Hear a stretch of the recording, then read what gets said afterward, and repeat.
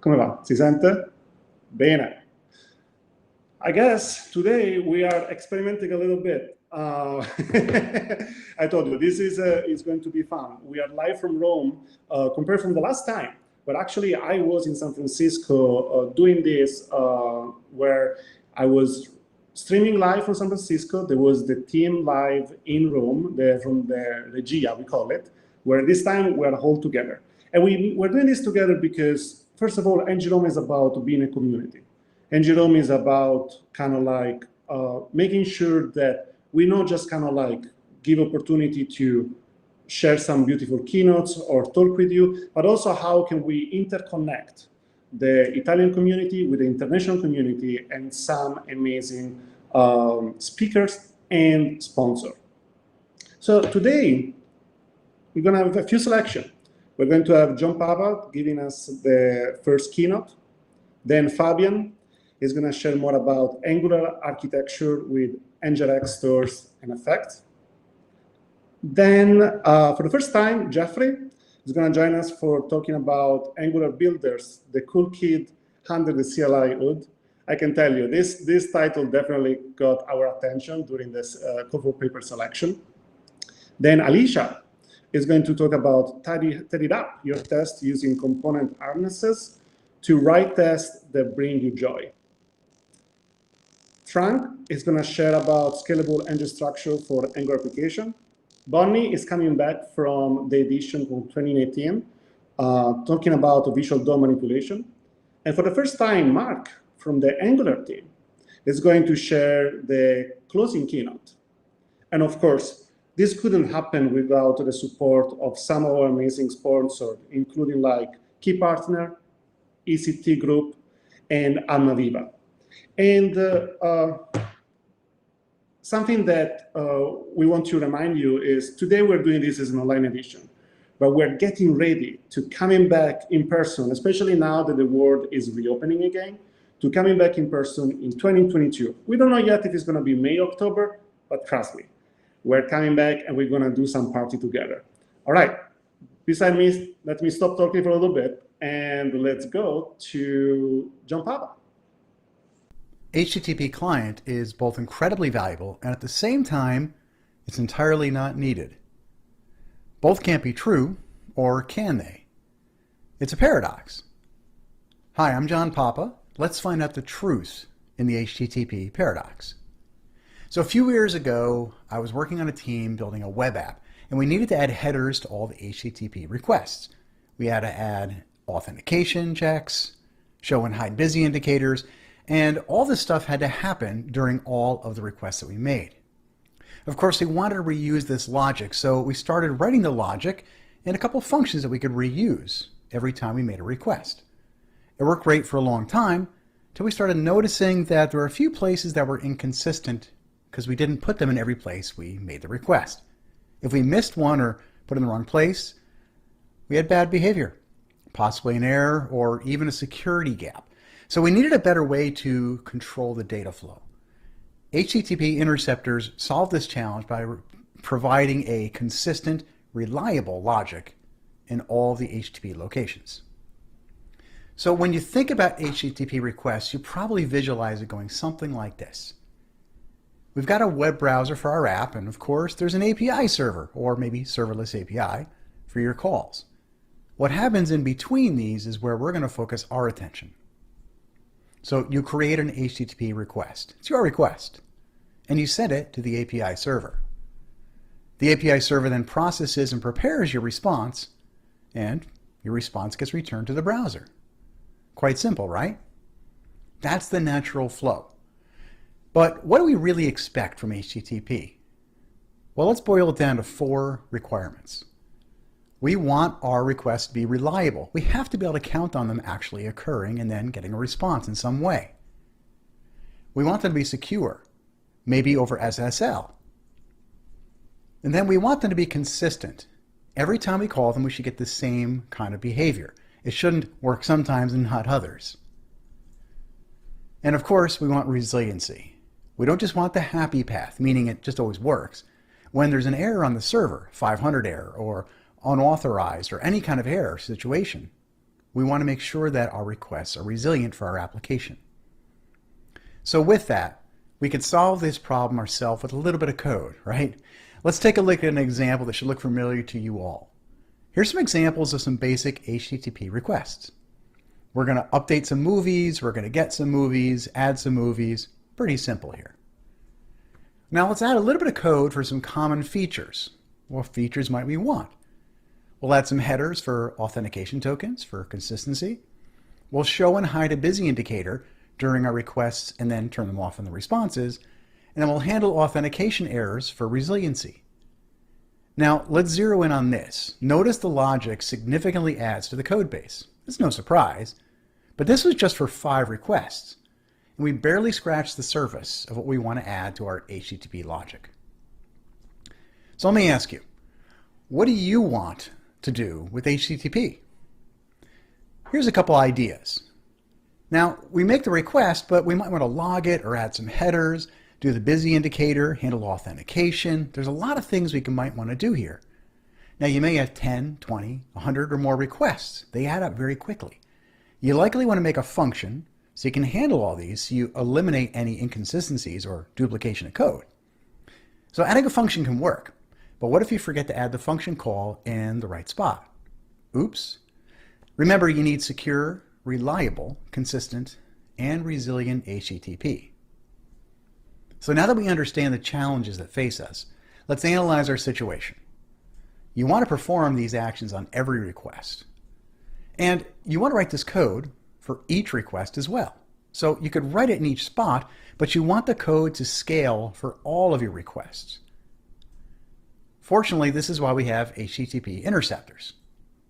Let's take a close look at how that request response chain works with interceptors. So here we have full control over that request response flow. You create a request. We've done that before here. But now we have interceptors. So those interceptors can stand on the chain of the request and the response. Now our request will flow through all those interceptors that target them. So first, our request hits the first interceptor to log the request out.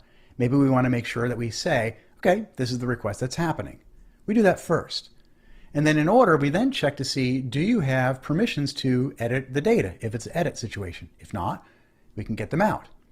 If it passes this test, we move along. Next interceptor enforces that we're using SSL, or make sure that the URL, for example, has HTTPS in it. Then we add in our authentication token into our header. And then we go ahead and add another header in for cross-site request forgery. We might want to log the headers out. This could be just for developer mode, possibly. And then finally, we're about to go and cross the line to the server, so we're going to show a busy indicator. We can increment this so it shows some kind of progress on the screen. And then a request reaches the API server. Now the server is going to prepare the response for us. And that response can also flow through interceptors on the way back that target that response. The first thing it might do is transform it. Have you ever had data where it doesn't come back just in the form that you need it, but you have to modify it a little bit? Maybe all your data comes inside of some data property. Instead of just being customers, it's data.customers. You could transform responses. You want to turn off that busy indicator or decrement it if you've got many of them. So we do that next. And then we can handle any authentication errors. Maybe you're unauthorized, or maybe there's just general errors in the app. We want to handle that on the way back. And then finally, let's log the response. Now there's a lot of them here. You may not need them all, but eventually we want to make sure that we've got the right interceptors in the way of a request and a response through that chain in the proper order. That's our series of interceptors. So how might you create an interceptor with Angular? Well, let's take a look. Here I've got an authentication interceptor. Now the first thing that we're going to do is we're going to implement the class here with implementing the interface. So the interface is HTTP interceptor. And with that we get the function intercept. Now the intercept function has a request object and a next object. The request is the request itself. And the reason that we have a next object is when you're done with the request, you call next.handle the request, and then you can get the response out of that. We'll take a look at that in a moment. But notice, for example, up here, the injectable. We're not providing in the root. This is important. We don't provide interceptors like most services do get provided in the root, but we don't provide interceptors there. So we implement the interceptor interface, we customize the function to what we want the logic to be, and then we provide, not in the root, but in the same ng module where the HTTP client is imported. Why? We'll take a look at that in just a moment too. That's usually the app module. But also, let's take a look at here when we handle the request, we always modify a clone of it. You can't modify the original request, it's immutable. So instead we clone it, and then when we clone it, we can change the body, add some headers, do whatever else we want to it. Now what if we want to also handle responses? So here's an actual interceptor that we're going to take a look at closely here. It's a log interceptor. It's going to log out the request and the response in the same function. So the same function is going to capture the request and the response. It was on both of those chains as we saw in the diagram a moment ago. Here is where we log out the request. Notice we're passing it to a function to actually console log it, for example, passing in the request object. And then we call next handle request, and we pipe that answer, that response, into this tap. Using RxJS, we tap into that response, and we log the response out as well. So the tap is going to handle the response logging for us. Now, I've mentioned this before, and I'm going to mention it a few more times because order is important, really important when you provide your interceptors. So when you've got more than one, the order is how they're going to be executed. So here's our tips. The interceptors are optional dependencies of HTTP client. This is why we must provide them in the same injector where we provide or import HTTP client module. That's usually app module. Now I like to use barrels, or basically an index.ts file, to pull in all of my interceptors, put them into an array, and export them. That makes it easier to organize them and to put them in the right order. And then finally, interceptors fire one at a time in the order they're provided. So the order, again, is really, really important. So let's take a look at how we create a barrel. A barrel, again, is just a fancy word for index.ts. So our index.ts here could be a folder with interceptors in it, and then we take all the interceptors. In this case, I've got an authentication one, CSRF, and a busy interceptor. Could be many others as well. And I pull them into an array. And then in app module, notice I'm importing HTTP client module. So that's where I want to provide these interceptors. So first, we notice the order is important. For example, I don't want to turn the busy interceptor on until I know I'm actually going to make the call. So I want to do authentication first, because if I can't do the authentication check, or some reason I want to get out of this request or abandon it, like you don't have permission before you even make it, I don't want to turn the busy signal on, the progress bar on the screen. So I want that order to be authentication first. And then the multi-true means we're going to provide all of these interceptors when HTTP client asks for the interceptors. And then down here, we're going to provide the array in the app module, just like this. So again, order is important. The interceptors are handled in the order they're provided. So we just saw 3 of them. So for example, interceptors A, B, and C, when the request gets there, the interceptors will jump in line A, B, and C in the same order that we put them in. On the way back for the response, it's going to encounter those interceptors in reverse order, in C, B, then A. So let's go ahead and take a look at a demo of how we create a chain of interceptors. We'll take a look at the ones we just saw, plus a few others.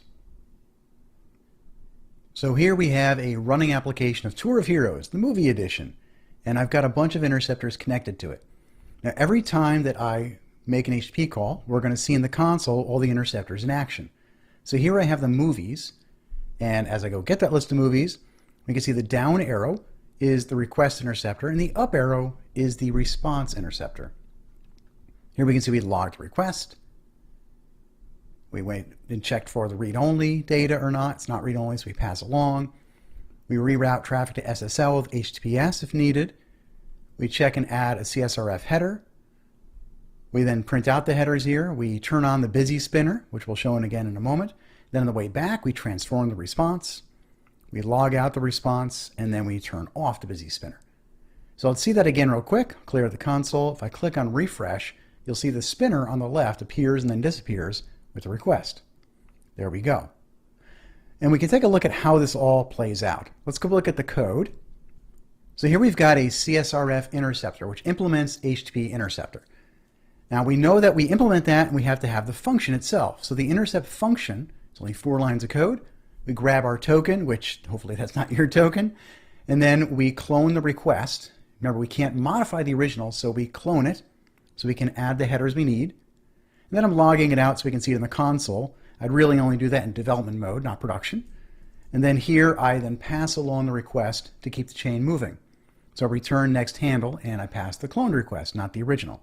And that's why we see the CSRF header being logged out. For the auth interceptor, we also have a header for that one. So here we've got our auth interceptor. And again, it's got the intercept function we implement. And then here on line 28, we're checking to see if we have an access token. On line 25, we went and got it from some other service. If the token's there, we set the bearer authorization token. With that header, we set with credentials, then we log it, and then we pass it along on 39. So line 39 passes it along, but it's also got some additional stuff we're going to take a look at in just a moment. That's the response interceptor. So then, let's take a look at the busy interceptor, because that gets put on right before it actually goes off to the server. So the busy interceptor is quite simple. The intercept function first just puts out a message of, is it loading or saving data? It logs the message, then it increments the busy service. Then it goes to the server.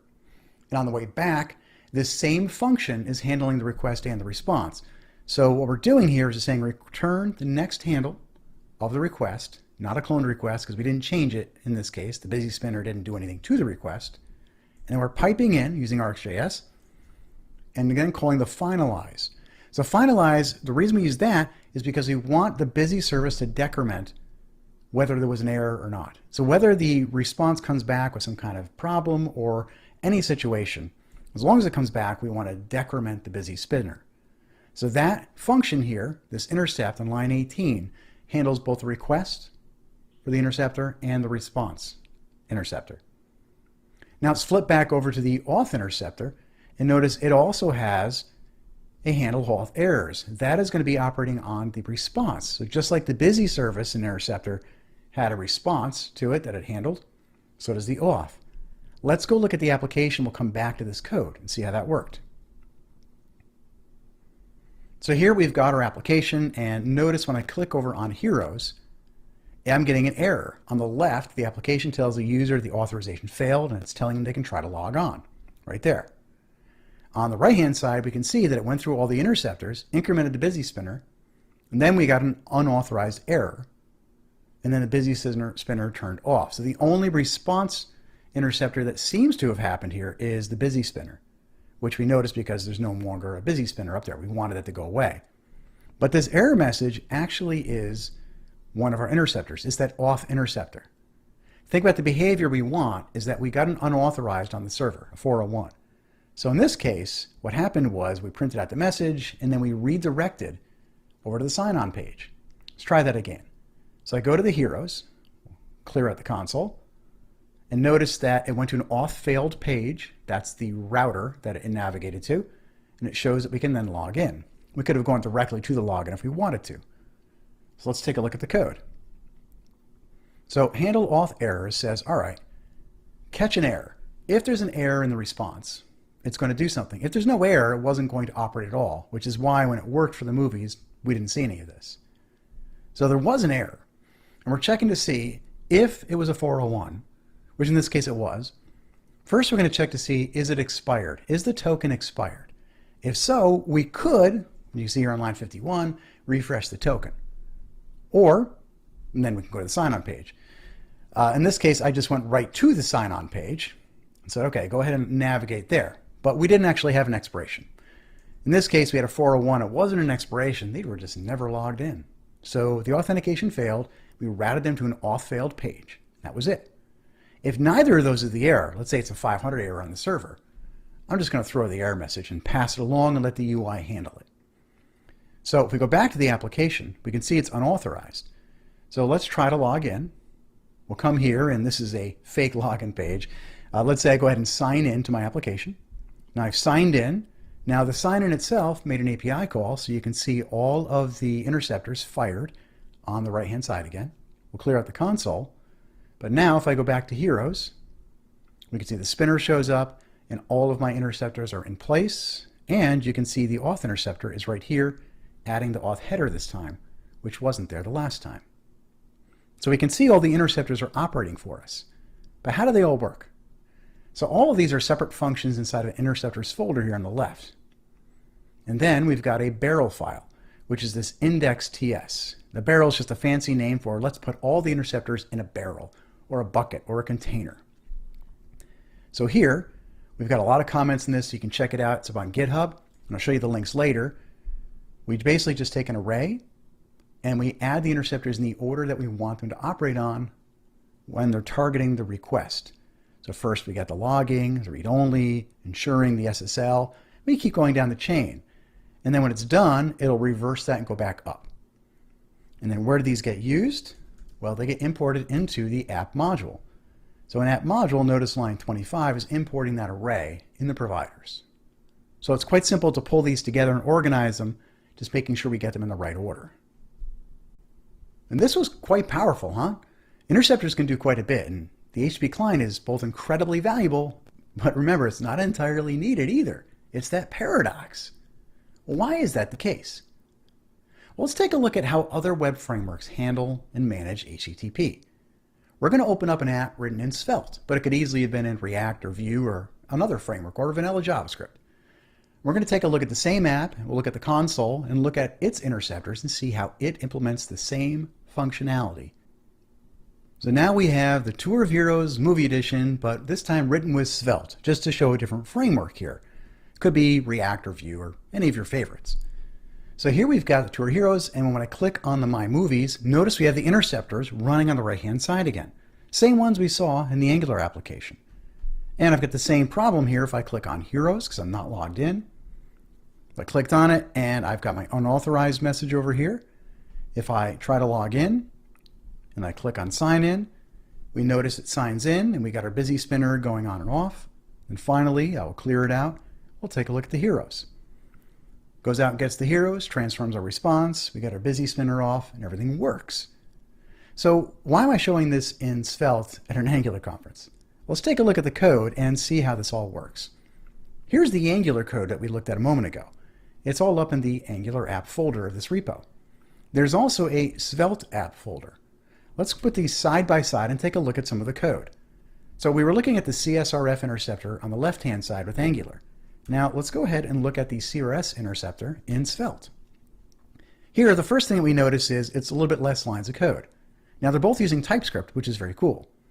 But on the right-hand side, we're just using Axios with the built-in interceptors that it has. So it's HTTP client. Instead, we're using Axios. And both of them have interceptors. And we can see the same functionality is being used.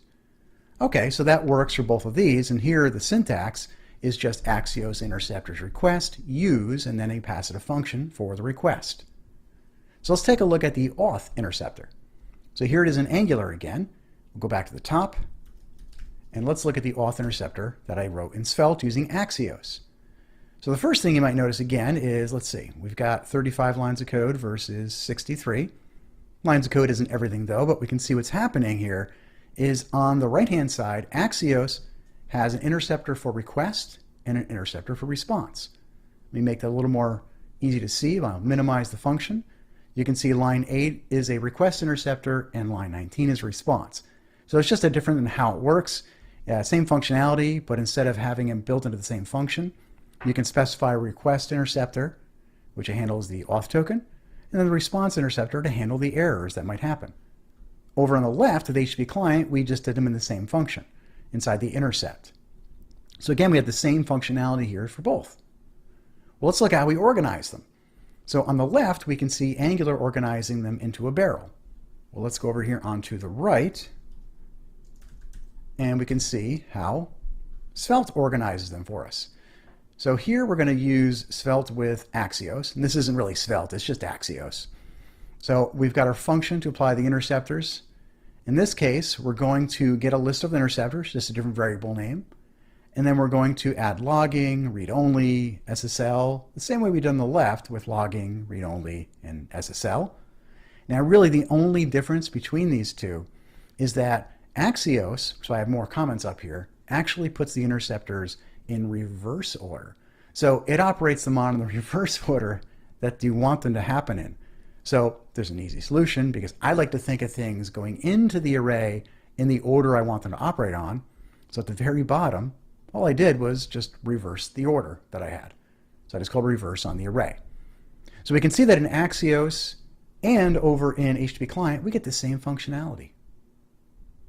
Now we see that the same functionality is there. All the interceptors can be implemented. It even implements and supports TypeScript over here.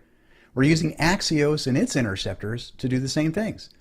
And notice there was no RxJS, no observables, but it does use promises for async. So it's really, what do you prefer to use? So as we've seen, interceptors give you full control over your data flow with HTTP. Now I'd like you to try out both HTTP client and Axios interceptors.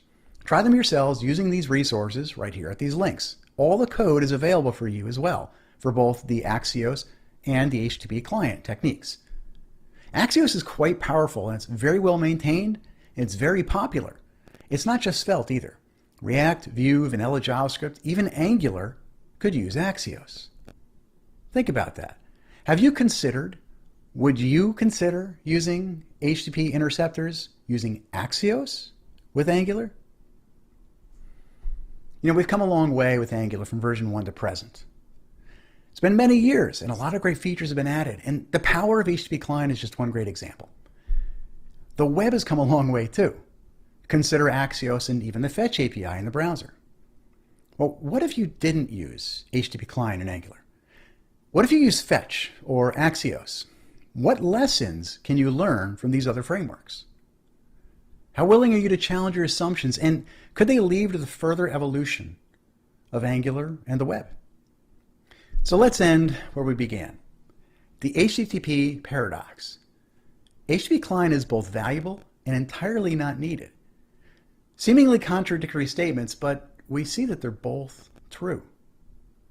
So our story's ending isn't written here. We get to decide. No, you get to decide how you evolve, adapt, or grow. Should you use HTTP client or Axios for your HTTP and your interceptors? You can decide for yourself. As a reminder, you can check out the full source code right here from these links. Wow, that was incredible. Thank you, John Pablo, for sharing the HTTP paradox. I think it's always kind of like interesting how we learn so much when we can kind of like mix and match and understand better how different libraries, different best practices, different tooling, they take the same problem and trying to recreate like a variation of the same solution. And I'm very curious to kind of like ask more questions to John in just like 20 minutes. We're gonna have, right now, we're gonna have 2 more talks. Fabian is gonna join us first for sharing Angular architectures with NgRx storage and effects. Then we're going to have a quick video from our sponsor, the platinum sponsor, ALMAVIVA. They're gonna share a little bit more about them. And then stay with us to have a quick panel where John Papa, Fabian, myself, and ALMAVIVA, we're just gonna talk a little bit more about the content of their videos and their talks. Oh, don't forget, we just shared the link of Slido on Twitter, where you can go on Slido and participate with us in the main panel. And just ask your question that you want to be asked, that you want to ask to John Papa, to Fabian, or to our sponsor. So without further ado, let's go to Fabian for the next talk. Hey friends! Growing Angular applications nowadays also mean a lot of Angular components in the architecture. They are all reflecting the current situation of your app, which they're getting, among other things, from the backend, for example. Speaking about showing all the stored customers, the orders, or whatever you have displayed inside of your app. At the front end, this state is broken down into multiple components. If the situation changes, maybe over an input from the app because you wanted to add a new customer, we fire a request to the backend and get back all information we need, and the front end must break it down again to all the components to put everything in the right place. This synchronizing, so telling every component that maybe their information changed, can be quite cumbersome and can introduce strange side effects in some cases. You must tell this information to component A, and if this information is given, component B should tell C that something changed, etc. The synchronizing of the information gets easier if we refer to the one-way data flow by introducing container components on the one side, which are referring to where the data to display comes from. On the other side, we have presentational components which only take their data over input properties and communicate over output properties to the outside world. While this pattern makes it a lot easier to handle the situation, you got this pattern in your application not only one time, but multiple times. So there are still a lot of points your application gets its state from. And speaking about state, the state on the front end is not only what comes from the back end, like how many customers are stored and what their current orders are. The backend uses a database for storing this data, but in front end, it is also if a menu is collapsed or not, at which step a current wizard is, what pagination settings the user has got, and therefore how many entries in the table he currently sees, and so on. All of this is state. It is the current state or the current situation of your application. So wouldn't it be nice to have a point where we could store this? To have one single source of truth which reflects exactly the state of the front-end application, like the information you are currently displaying and all the info you need to put your components into the place that they display the correct thing. And it should be read-only. No direct manipulation should be done on the state. It can only be changed with traceable information, that you can always see what changed on the state and when it was changed. With this, I welcome you to my talk about architectures with NgRx stores and effects. In this talk, we are going to see how NgRx works and how we can use it inside of our components in an Angular application. Normally, our components are using services directly by injection. The first thing we must keep in mind that if we have an application state in the future, our components rely only on this state. That is what we're trying to build. Let us talk about the term, as I see a lot of confusion around this in comparison to the term state. The store from NgRx helps us to communicate with the state. We can inject it in our components to have a connection to what we build with NgRx. So basically, it's just a way to communicate with the state using all the principles of NgRx. Let us talk about state next. We know what state is in theory, but how does it look in code? Well, the state is just an object, one single object which gets manipulated and represents the current situation of your application. All the information we need to put our components in place and make them display the correct information turned back to this single object as one single source of truth, the single source of truth. This could be a state for a to-do application. We have the current items on it, maybe a currently selected item, and the loading in case something is currently loading. The components only rely on this information as the state is what the current situation is. The components decide how it's going to be displayed. A loading spinner or a progress bar when loading is true, a table or an unordered list when the item should be displayed, and so on. A component has access to the state over the store, we already know this, and only picks the properties it's interested in. But how can it change the state now?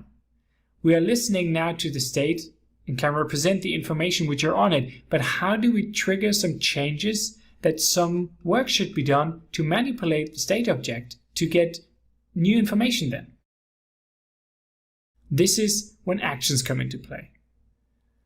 Actions are like messages you send around to tell the store that something should happen. Actions are like messages and can have data in it, but do not have to. We can create actions with the createAction method NgRx provides us. Here we see an action which tells the store, hey, go on and load all to-dos. I as a component don't care what happens behind the scenes, but please you go ahead, load all to-dos, and get back to me when you're finished. Update the properties because I'm listening to it. As we are registered in the component on the state changes, as we have just seen, we can also dispatch the actions to the store from the component. But what listens to the actions and manipulates the state then? This is the reducer. The reducer is the place which listens to all actions which are dispatched and manipulates the states accordingly then. It's a pure function, meaning that every time you put in the same arguments, you get the same result out. This makes it predictable and therefore testable. You put in a state with an action, you always get out a new updated state. It always returns a new object and never manipulates an existing state object and returns it. So if the action load all to-dos is happening, please set the loading property to true and return a new state object. And there we have the round trip, because our components are listening to that loading property. Like the state is the object which represents the current situation of our application. The components register on that information and get notified if anything changes on it by selecting the properties they are interested in and getting the latest data automatically over observables. If they want to change the state, they can throw in an action to the store which gets caught by the reducer, which is then returning a new state object. This works well for everything which is synchronous. But what about asynchronous operations? Meaning an action should like trigger an HTTP call maybe, which comes back not immediately to update the state, but after 1 second, 5 seconds or more. We need a place to catch an action when something should be done, do the asynchronous operation and throw in a new action to the store when the work is finished. This place is called the effects. The reducer is not the only place which listens to actions. The effects are as well. And besides we are setting a loading to true in the state when the action load all to-dos is getting thrown to the store, the effects are listening as well and make a call to a service then. So load all to-dos is getting thrown by a component. In the state, the loading is set to true.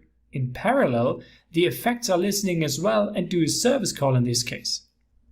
When the call is finished, the effect throws a new action into the store naming load all to-dos finished.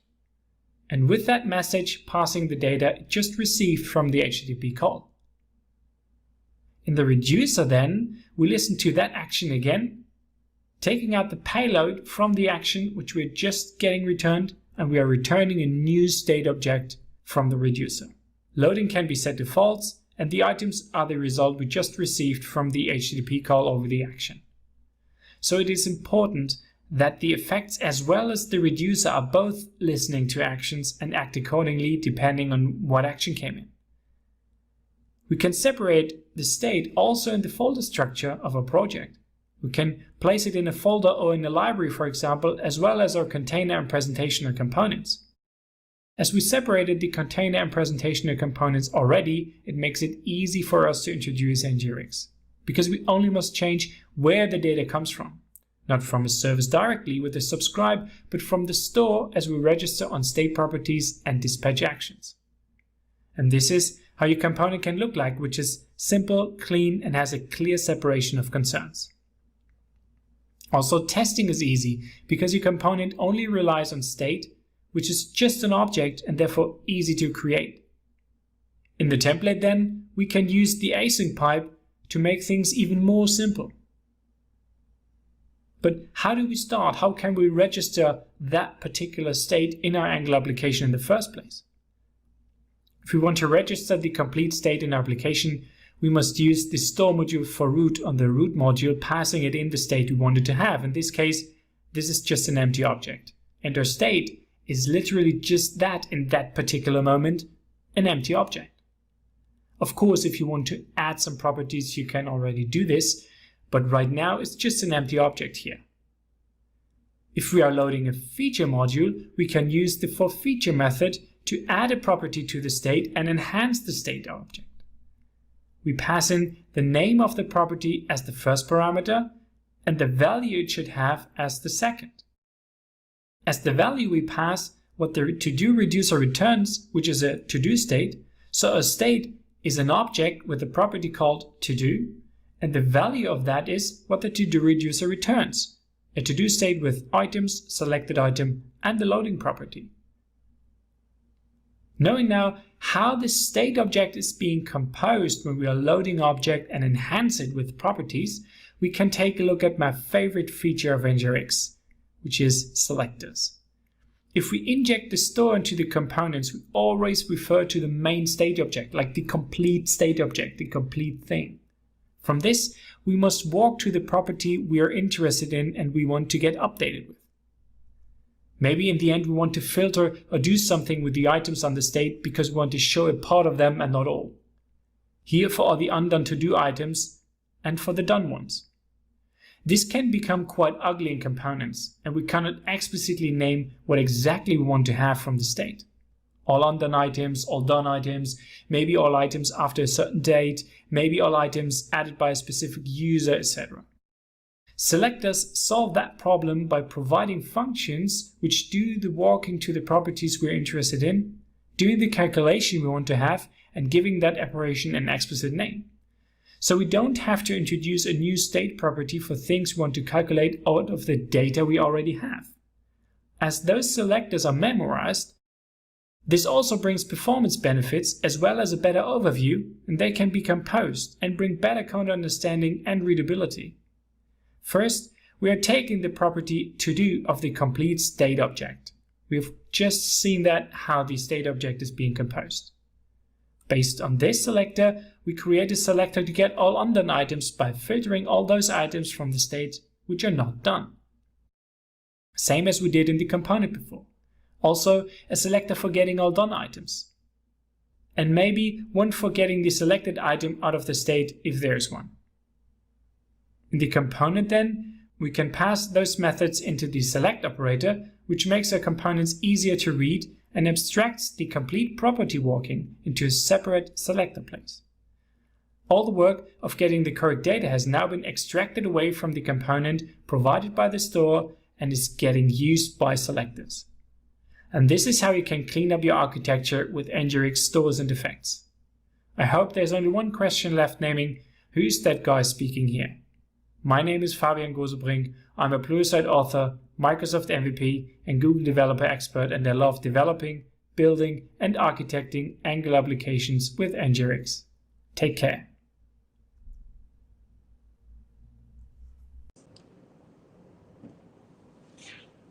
Amazing. Thank you, Fabian, for sharing your talk. And going forward, we can continue with our platinum sponsor, ALMAVIVA. They've been really great with us. They support us both for the edition in 2020. They'll continue to support us for 2021, and they're staying with us also for the next edition for 2022.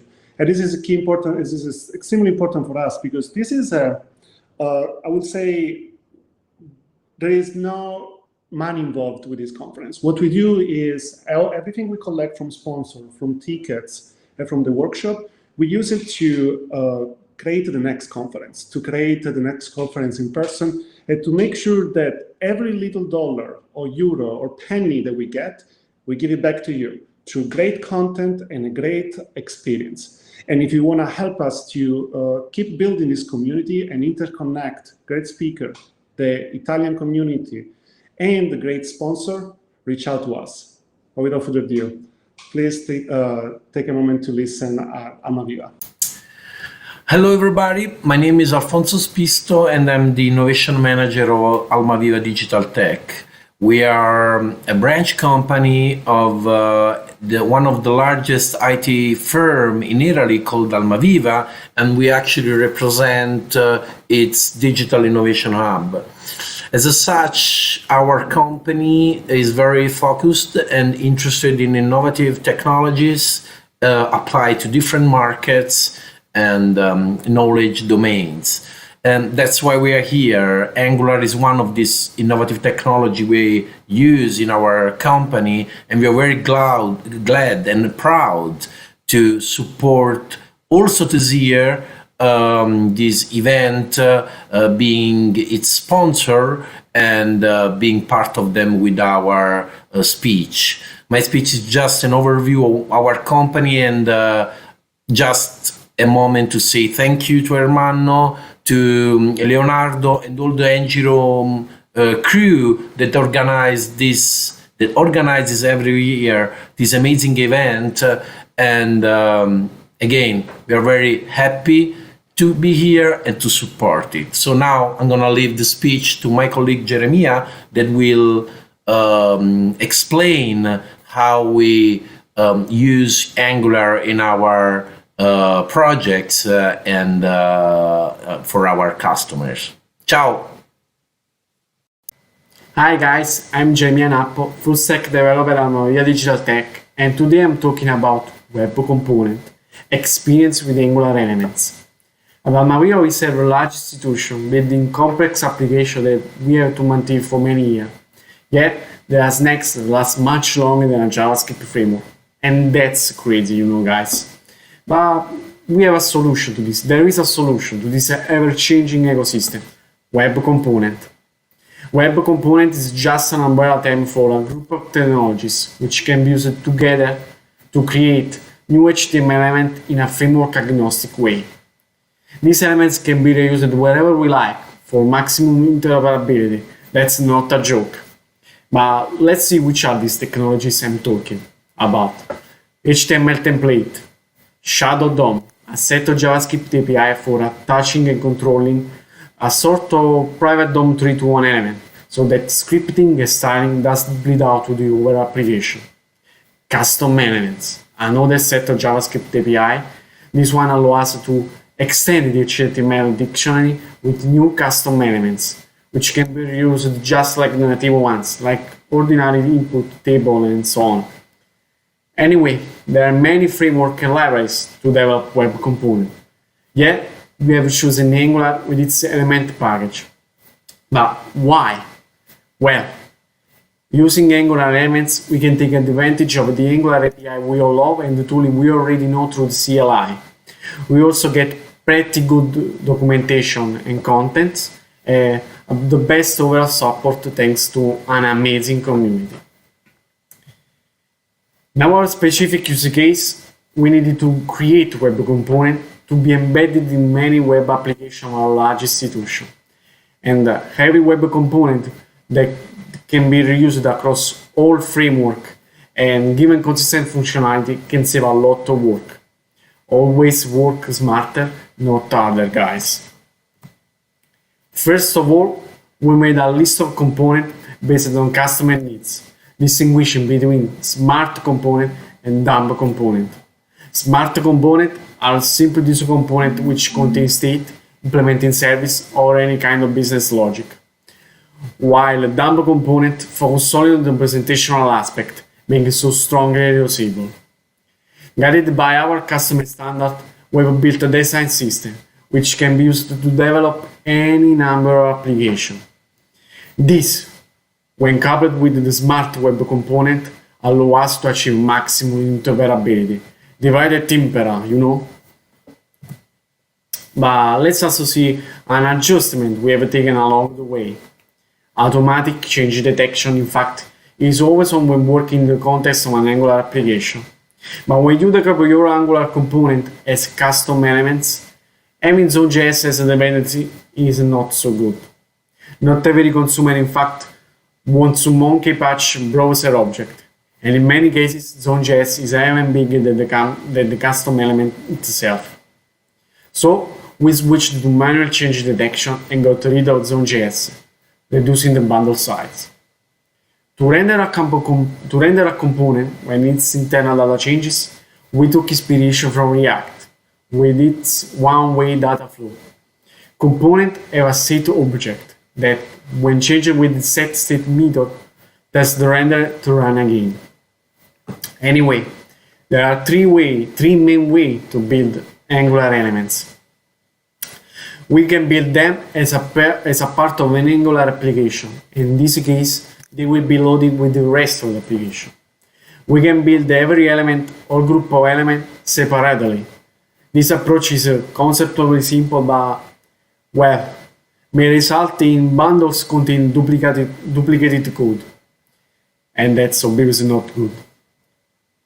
Sometimes small is good. And so we can take the build process, so the generated bundle expected the shared library not to be part of them, but in the global scope. Unfortunately, the default CLI, Angular CLI builder doesn't support this use case, so we have to extend it, and that's add some complexity, you know. Having to embed the web component in some existing Angular application, we took care to create a companion library or directive, which implement the bridge between the HTML elements and the Angular Form API. Let's build bridge, not towards, and that's really important, not only with the Angular, guys. Moreover, we can also think about a single smart web component as an encapsulation of a single domain. We start to see a clean path from bigger front ends. These give us some benefits, like, for example, team scalability, single responsibility. In building component with single responsibility, each team will focus 100% on the functionality of their micro front end. And also previously reusability. In fact, we can share the code between a different team and use it in multiple places. Anyway, our library are made available with Verdaccio, a great npm proxy registry tool. And a lifestyle guide and documentation is provided via Storybook, a great open source tool. We like open source, you know. And we choose it especially for its rich ecosystem of add-ons, like, for example, 11y, which perform accessibility audit, another interesting topic. Unfortunately, we don't have so much time, so just let me conclude by saying that we are just at the beginning of a great journey toward a framework agnostic world. And in a field as competitive as IT, you always have to look forward. That's exactly what we do at ALMAVIVA Digital Tech. A special thanks to my colleagues and friends, Luca Leone, Carlos Chisa, to my manager, Forestiere Manolo, for this incredible chance to be here with you guys, and thanks for watching. Bene, welcome back. And before we go to the panel, let me tell you a little bit more about us. I'm Leonardo Zizzamia, and I come out with this idea with Luciano to create this conference way back in, I think we met at Codemotion in 2018 or 17, one of the two. And I remember when we met, we were like, okay, we want to bring some community back in Rome. And we come out with this idea to, from my side, I will try to help by connecting San Francisco with Rome. And from his side, it will start creating the Angular Rome meetup here in Rome. Actually, if you live in Rome, and I know that we're still kind of like a little bit in a lockdown, but as soon as things get back to live, you should join the Angular Rome meetup, which is really fun, especially for the dinner after every meetup. A little bit about what we're going to do next year. So as you're going to join us more in person next year, we already start preparing some fun idea on new gadget, including some, where is the camera? Here we go. Some new pins. And we're looking to, you know, as we did the edition in person in 2019, we come out with the theater, we make sure that you get the best food. So when you come to Rome, you have a taste of Rome, but also you enjoy getting connected with all the different company and the different speakers. And we want to do something again like this in person. And if you're interested to help us for either way, it can be like be a sponsor, be a speaker, or just kind of like if you have an Angular community or the JavaScript community everywhere in the world and you want to collaborate with us, feel free to reach us out, either on our Twitter account, on one of the organizer accounts, or even on Facebook. Doesn't matter. We're going to find a way to kind of like get to talk to each other. And that's the thing, is like, it's not about us, it's about making sure that everyone can have space, everyone has visibility, and everyone can have the time to make new friendship and learn something new. All right, enough about NGRome. Let's go back to our first panel, where we're gonna have John Papa, Fabian, and ALMAVIVA sharing a little bit more about the talk. And remember, if you want to participate live, add your question on Slido. All right. Hello. Welcome, everyone. Let me remove this so I can actually hear all of you. This is kind of like how we go live. Un second. Mi metti l'audio? Sì, metti l'audio del video.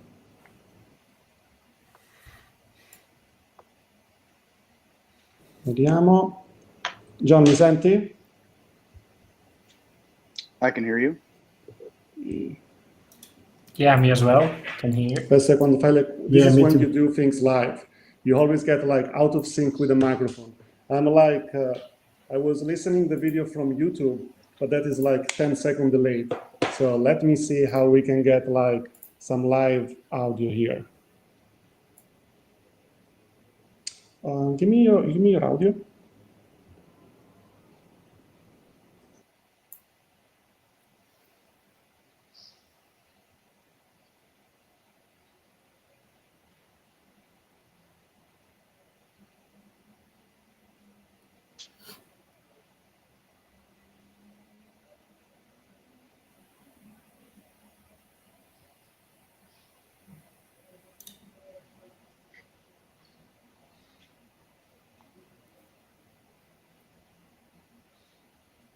Now we can't hear you anymore.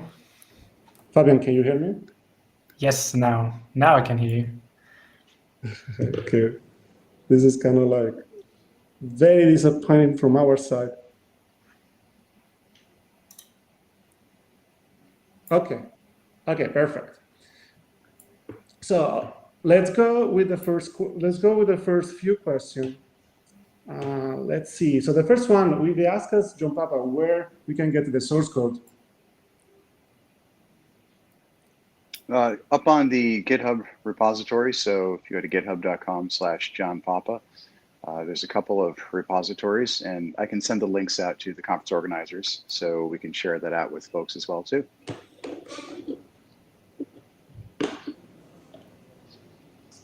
So, John, based on your experience, which framework do you think is more flexible in managing the interceptors?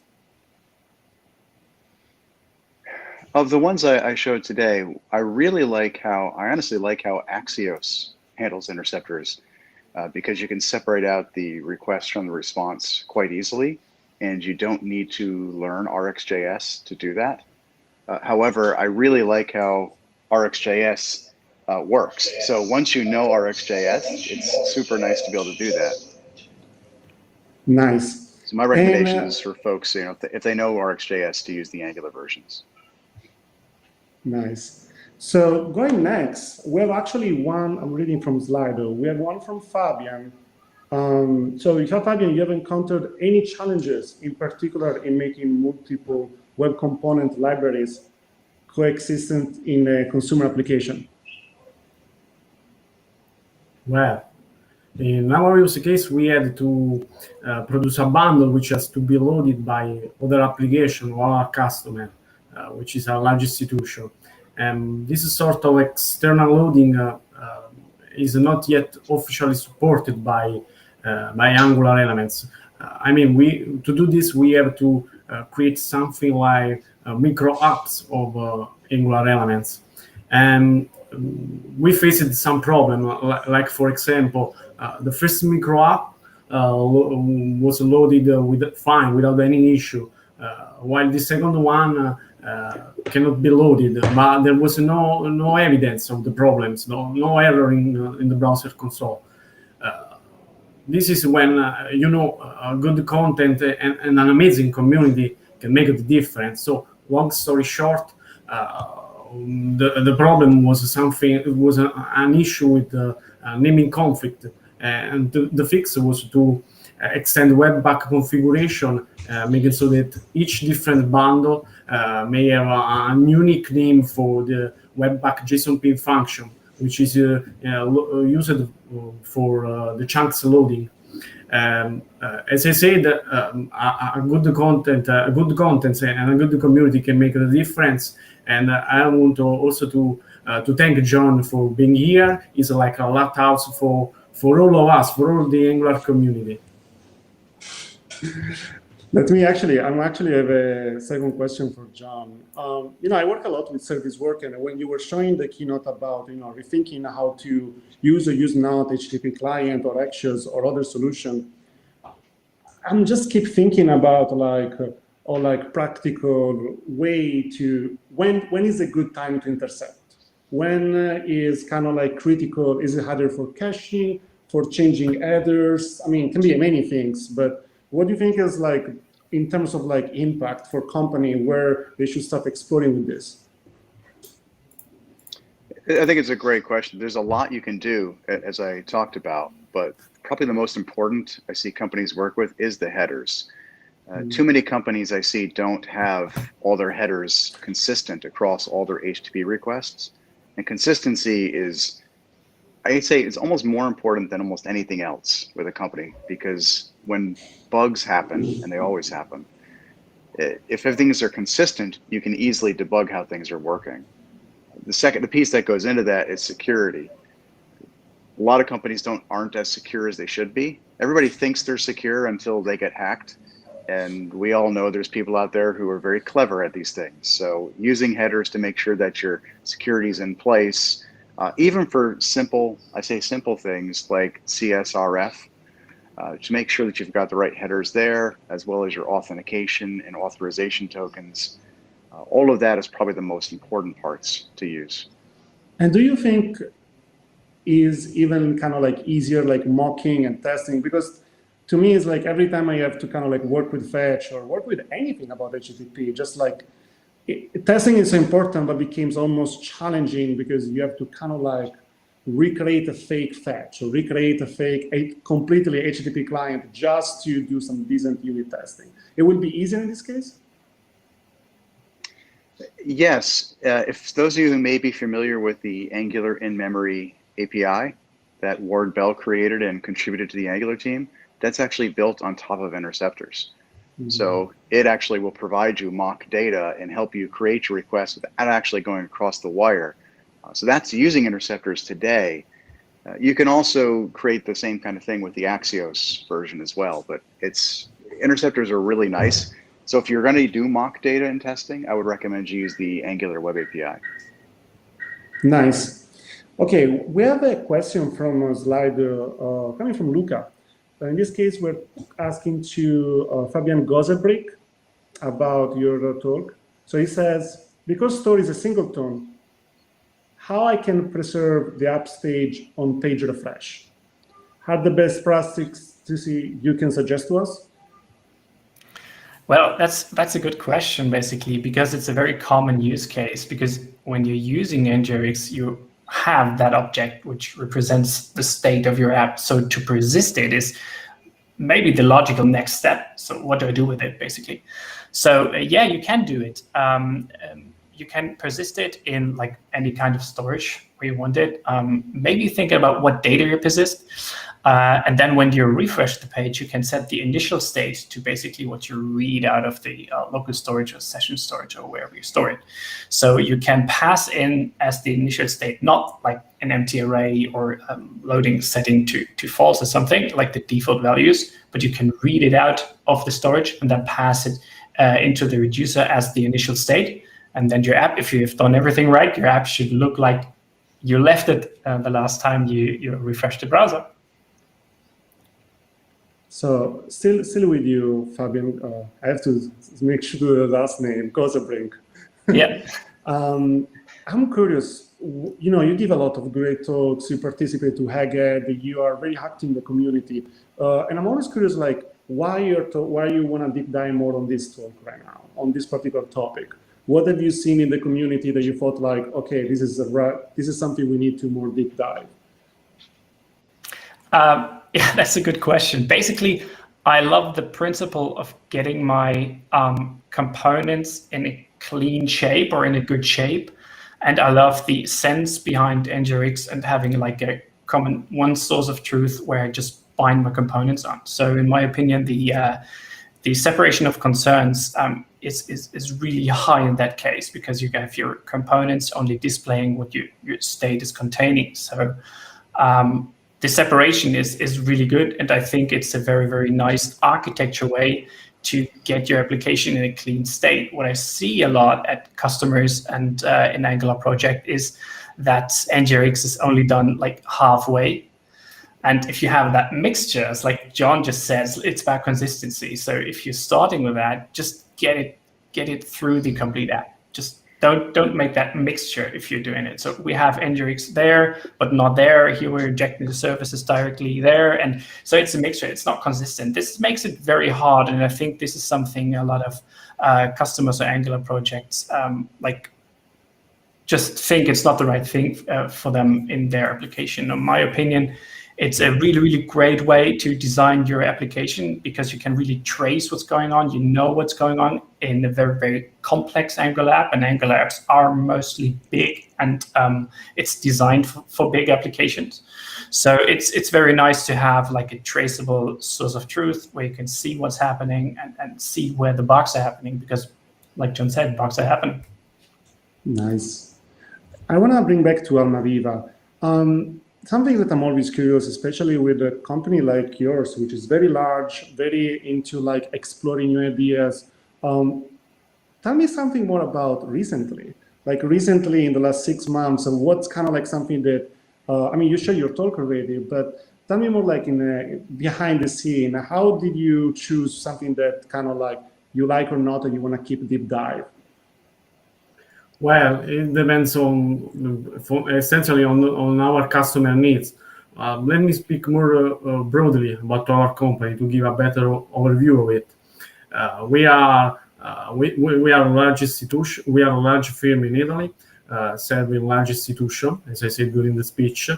The average age of our company is low. We are young people which are finishing their studies university, or are near the end of their university studies. We have tried to follow the agile methodology while working, using a lot of job rotation. This is to give everybody a chance, an opportunity to always learn something new, experience something new, when maybe dealing with a different kind of customer. Obviously, we have to put together the business requirement with the new tool, the new technology, which we all like. Anyway, the board know that if you want to bring value, if you want to bring innovation, you have to always keep all the people in the company, let's say, around the edge of their comfort zone. So in a continuous process of learning, there is passion in what we do. We want to stay, hungry. We are hungry. Yeah, I mean, I think it's a key part. Always stay hungry. Always make sure to kind of like balance out, like, producing good product for the clients, but also keep innovating by learning. I think that's the first part. If we stop learning, we're just like innovation slowly is going to disappear. And Absolutely. Going back to John, I have a question from you from Slido. They say, John, in your opinion, is it possible to use an interceptor only for a subset of actual calls? And for example, adding a filter on the invoke endpoints. And I actually want to add an extra spin on that. Like, in case we want to do it for a subset, what do you think will be a valuable subset that should be used? It's a good question, and it depends what that subset is. There's ways that you can filter it. One of the most common ways would be on the endpoint itself. So if you only want it to operate on customers, for example, you could filter it based upon those. If you want to filter it based upon posts or gets or certain actions and methods, you can do that as well. It's effectively just an if statement inside of the interceptor. If you're using Axios and if you're using RxJS with Angular's interceptors, it's an RxJS operator, the filter operator, will help you get those. So I've seen that used quite a bit. The thing I I caution people on is make sure you know why you're doing that, because the stuff that doesn't go through there, sometimes when people put those in there, they'll put too many interceptors on that path. And there's some things you want every interceptor to have, like the headers or the login. Do you think that could be actually a problem, like you're abusing the interceptor to the point you can even slow down the request to just fire? I don't know, you had an extra 30 or 50 milliseconds that could damage the, because you had an extra delay to the round trip for your API. Yeah, it could. Theoretically, it depends what you're doing in that filtering clause to make sure what it goes through. It should just be simple checks, things like, hey, it's this API or a method. I wouldn't recommend having somebody check any kind of logic that is any more complex than that. And honestly, I struggle to come up with good scenarios of why you'd want to have some things go through it and others not, outside of the use cases I just mentioned. Well, thank you for the panel. We did this first one. We're going to have a 4-panel total. I'm going to thank again both our platinum sponsor, ALMAVIVA, John Papa, for sharing this amazing keynote and make us kind of like reflect on importance to kind of like always, debate of like, is this the best approach? And how can we improve it? Especially in this case for HTTP. And Fabian, thank you for sharing more about your experience with NgRx. And I hope to see you next year in Rome. Thank you. All right. So now we are getting ready for the next talk. Something that is important to remember is the way we do this conference in the online variation is we're going to have Jeffrey talking about Angular builders, then Alicia, then one more sponsor, and then we do another panel. So in total, we're going to have 4 groups, 4 panels. We finished the first one. And keep, having your questions on Slido. We're going to make sure to ask them during the live panel. But again, so going next, let's welcome Jeffrey for Angular Builders, the cool kid under the CLI hood. Hi, and welcome to my talk around Angular Builders. Let me introduce myself. My name is Jeffrey. I work at a company in the Netherlands called Stipply. That's a digital signature solution. I'm the organizer of the Dutch Angular group, and I'm a big fan of open source, and you should definitely check out the project below. So before we dive into Angular Builders and where it is today, let's go a little bit back into history. Because before Angular version 8, we had a command called ngeject. And with ngeject, you could basically output the webpack config that was provided by the Angular team to make it specific for your custom project.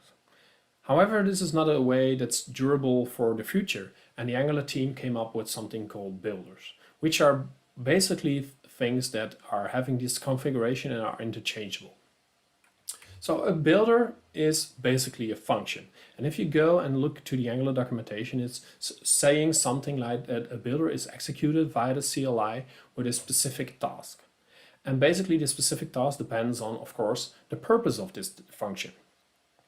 And within the Angular CLI, there's a tool called the architect tool. And this is basically where the architect tool delegates works to the handlers. And these handlers are our builders.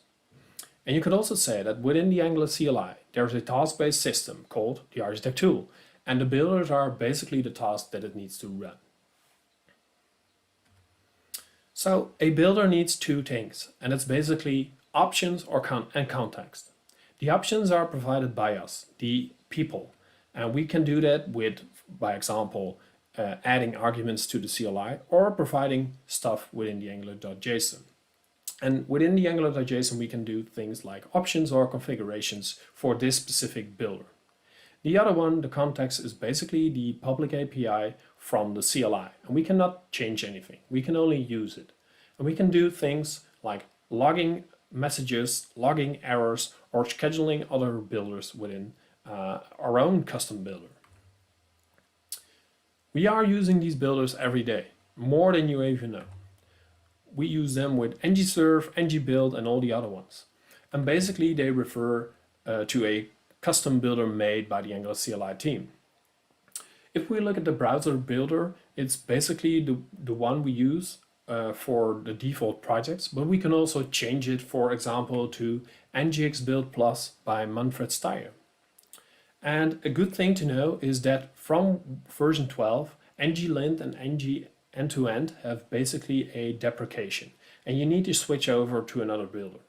For example, you could use James Henry EOS-Lint's builder to lint everything in your workspace, or use a Cypress builder if you want to use Cypress Azure End-to-End tool. So how are we using this builder with help of the CLI then? So basically, the NG is of course the CLI itself. The build is basically a thing we call the architect target. And the last thing is the project name, and this is probably one of your apps or your libraries depending on your Angular workspace. So the architect target is basically a referring part within the angular.json. Within the project, there's a architect key, and there's referring to the command build. And basically within the build, there's our builder referring to the browser builder from Angular. And this last part, of course, is one of the projects that we defined. So for each project, you can have your own builder or a different one depending on your needs. So with custom builder, it's a bit different, because then we need to use a command called run. Basically, run is a generic command which you can use to execute custom builders or even the default ones. And if we look at the way it works, is basically you would do something like NGRun, defining your project, column, defining your architect target, and if needed, you need to define your configuration. And this configuration is like the override if you don't have anything specific defined. So how can we then use all this knowledge to make our own custom builder? Well, let's go and look at the demo. So the purpose of this demo is to optimize images from our assets folder. And the command we are running is basically ngrun optimize. So let's see how a project like this is working. So basically we need to do something with npm and git, and we need to add two dependencies. And in this case it's TypeScript and the Angular dev kit architect target. And these are basically mandatory for a project to use to make your own custom builder. You need to add some scripts because we want to build or compile our project, and we need to test our project. And this is all up to you how you are doing this. So then we need to do something builder specific. And the thing we need to do is add a builders key within the package.json referring to a builders.json file. This builders.json file is basically a list of builders within your package. And if you look at the slide right now, you could see that the list of builders is basically just one, the optimize one. And within the optimize, you see three properties. The first one is implementation. Implementation is, as it says, basically the code that will be executed when we run this builder. The second one is the schema. And the schema is basically the options we defined earlier where users can override specific things. And the last one is the description. Description is basically the purpose you describe where the builder is for. In this case, we're saying, okay, this builder is there for optimizing images for specific web quality. So now we can dive into some code, because we need to do just one simple thing there. And that when we added a index file, we should import the create builder function from the Angular dev kit architect target. And the create builder function basically is a wrapper that will hook up our custom logic to the Angular task-based system, the architect tool, so that it knows how to execute this builder. As last, we need to do something with the options, and that's basically by using a schema.json. This schema.json basically says which properties and which options are there and which you can use. The cool thing is that within the schema, you can define a couple of these options, and the Angular CLI will validate if the options that you provided when you run them are valid. If you look at the quality, this needs to be a type number. If you would put in an array there, it would give you an error because it's not the correct type. There's also a description. This is basically where people can see, okay, this is where it's needed for, and there's a key that's called default. And default is basically when nobody provides something as an argument or within the Angular.json, it will fall back basically to, in this case, 70. So to use this package, we basically need to publish our package. It can be to your private NPM registry or just NPM itself, the public one. Then we need to add our builder to the Angular project. And this can be done two ways. We could use a schematic like NgAdd that will just basically add it to our Angular project. Or we could do it manually. And that's what I did in this case. Basically, within the project you want to run, you will add a specific target, like in this case, optimize. And you're saying like, okay, this builder needs to be run. And in my case, I called my package imagization and I called the builder itself optimize, as you can see. So when we did this, we can now run our command, NgRome optimize. So let's do that. Before we are going to run the command, let me show you a little bit around the project. So I added a simple ng-new project. There are a couple pictures there. And as I showed in the demo, I just made de-optimize. I added one thing, and that's the options max width. And basically I'm saying, okay, every picture that's there, basically change the max width to 100. So let's run the command, NgRome optimize. Our logic executed, and basically it said, okay, I finished 4 optimizations for the images there. And if we look at one of the pictures, we could see a major difference there. However, now I want to change the quality also of the picture, because it's still 70. Let's refer. Let's do this again, but then with a max width of 150 and change the quality to 1. Let's close this one down and run the command again. Again, it optimized 4 of the images, and let's see to the same image what it did. So basically on the left is the original, and on the right you could see a degradation of the quality for the specific picture. And this is where we can use the arguments. So basically you could do it within the Angular.json, as I've done on this side with a max width, or you could just override them with your own specific ones within your CLI. So what are good use cases that we could use builders? So one of the use cases I already showed you. If you have like a lot of pictures that needs to be optimized, you could maybe make a builder for that you would use within your project. Maybe if you want to test out some test frameworks to see if you could use it with Angular, you could use it. There's test frameworks like Ava, and you can make your own custom builder for that. And one of the best use cases probably if you have like a big team or multiple projects that you want to release on the same way. You could just easily make your own builder that has the logic to release your packages and add them to all of your projects within your teams. So what did we learn today?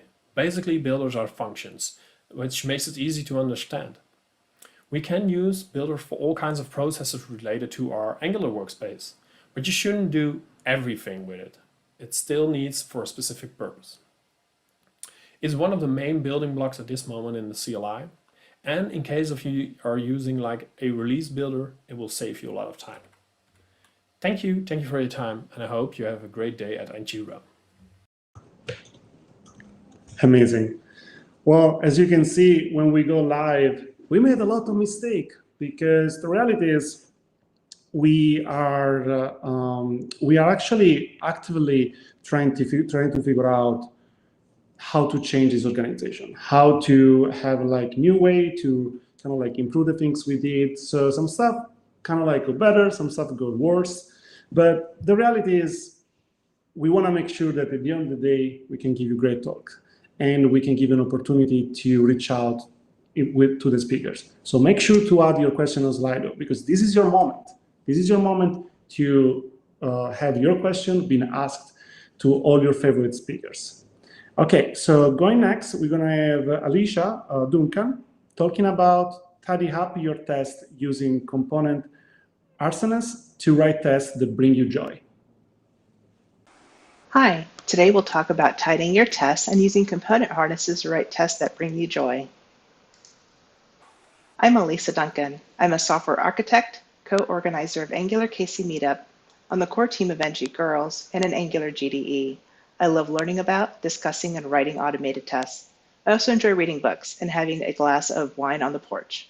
You can follow me on Twitter, GitHub, and Dev2 at ALISA Duncan. Do your component tests feel cluttered? Is it difficult to read and understand your component unit tests at a glance? Do you want tests to focus on testing behavior without having to deal with querying the DOM? You can tidy up your tests and focus on writing meaningful tests with component test harnesses.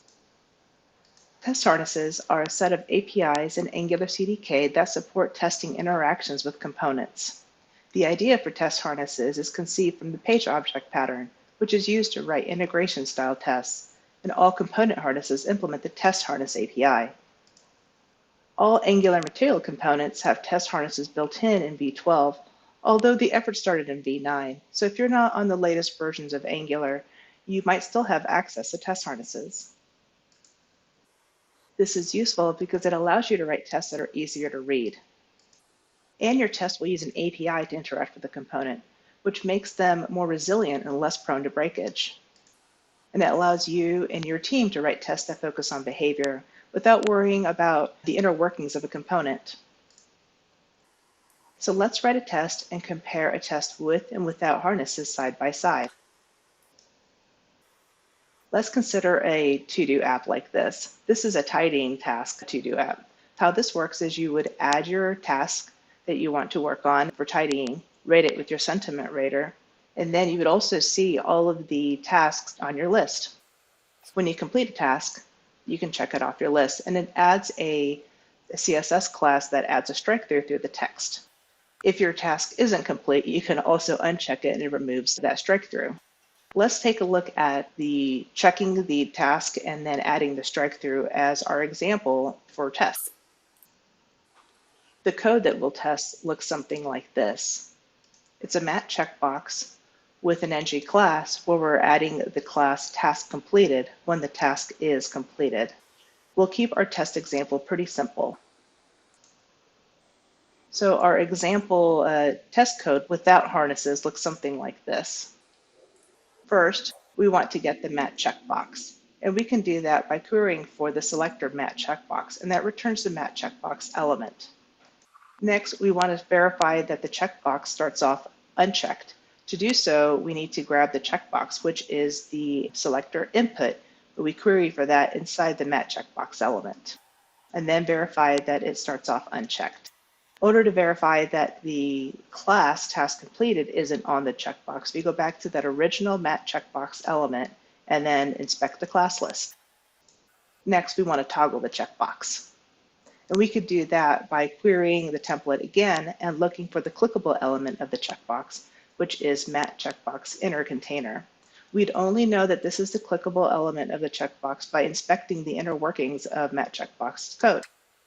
Then we verify that the checkbox is checked before finally being able to assert that the class task completed is added to the original mat checkbox element. This was a lot of code, a lot of querying the DOM, and having to understand the inner workings of mat checkbox in order to be able to write this test. In contrast, a test with harnesses looks something like this. But notice it's a lot shorter. Let's take a look at it in more detail. In order to keep things easy to follow and be able to compare and contrast between the two tests, we'll follow the same order of operations. First, we want to get the checkbox, and we can do that by calling loader get harness and passing in mat checkbox harness. Then we want to verify that the checkbox starts off unchecked and that the class task completed isn't on the checkbox. Then we toggle the checkbox, verify that the checkbox is indeed checked before being able to assert that class task completed is on the checkbox. So yes, this test was a lot shorter, but more importantly, it was a lot easier to write and a lot easier to read. We're able to tell at a glance what's going on with this test, and we didn't have to dig into the internals of mat checkbox to write this test. The CDK testing API has a lot of helper methods for us to be able to write our tests. So let's take a look at some of those. The first thing we need to do is get a harness loader for our environment. The test harness API has environments for both unit tests and for EDE test. The EDE test environment is written for protractor, but in our talk, we'll focus on the unit test environment. First, we'll want to import harness loader and testbed harness environment from the test harness API. And we also want to define the harness loader that we'll use within our test fixture to get access to the test harnesses. Then in initializing the test fixture, we need to create our environment. We could do that by calling testbed harness environment.loader and passing in the component fixture. This will set our loader now so that we have access to being able to get all of the test harnesses that we're looking for. To get harnesses, we can get an individual harness by calling loader.getHarness and then passing in the type of harness we're looking for, in our case, map button. This will return either the first map button it comes across in the template, or it'll reject the promise. We can also get all harnesses of a certain type by calling loader.getAllHarnesses and passing in the harness we're looking for. This will return an array of test harnesses. So in this case, we will get an array of map button harnesses, or we'll get an empty array if none exist on the template. You can also search within a certain subsection of your component by creating a child loader. So you can call loader.getChildLoader and then pass in a selector. And then from your child loader, then request an individual harness or all harnesses, just so that you can keep your search for your harnesses very specific, very focused within the component. In addition to focusing by child loader, you can also filter for specific harnesses. The implementation for filtering is component dependent, so it is customized for each component harness. In this case, we can ask for all map button harnesses by text. And so I'm asking for all map button harnesses with the text delete.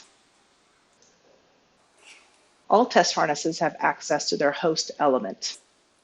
And this returns a test element, which is similar to getting the native element of a debug element. The test element has access to blur, hover, get computed properties, get class, things like that. You can also optimize multiple actions by calling a helper method parallel. What parallel does is it helps batches up asynchronous operations and then optimizes for change detection.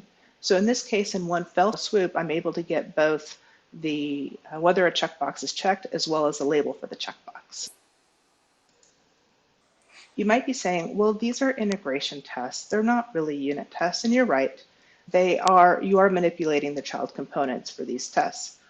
But I say that in order to have full confidence in an application, you're going to need to have both shallow unit tests as well as integration style tests. So what I say is write your tests with intention. If your intent is to write a shallow unit test, by all means do so and follow some of the recommended patterns to write shallow tests. If you are writing an integration style test or needing to manipulate any child components, then you should be using test harnesses, especially if you're working with Angular material components, or if you have a internal component in your application that is like a library component. You can write a test harness for that as well. And that's what I'll walk you through next, is implementing a test harness for a custom component. Let's take a look at our app again, and this time focus on that sentiment rater.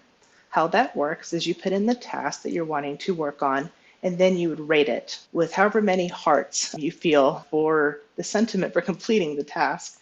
We're all busy people, so we might want to optimize for which tasks we worked on by the sentiment rating.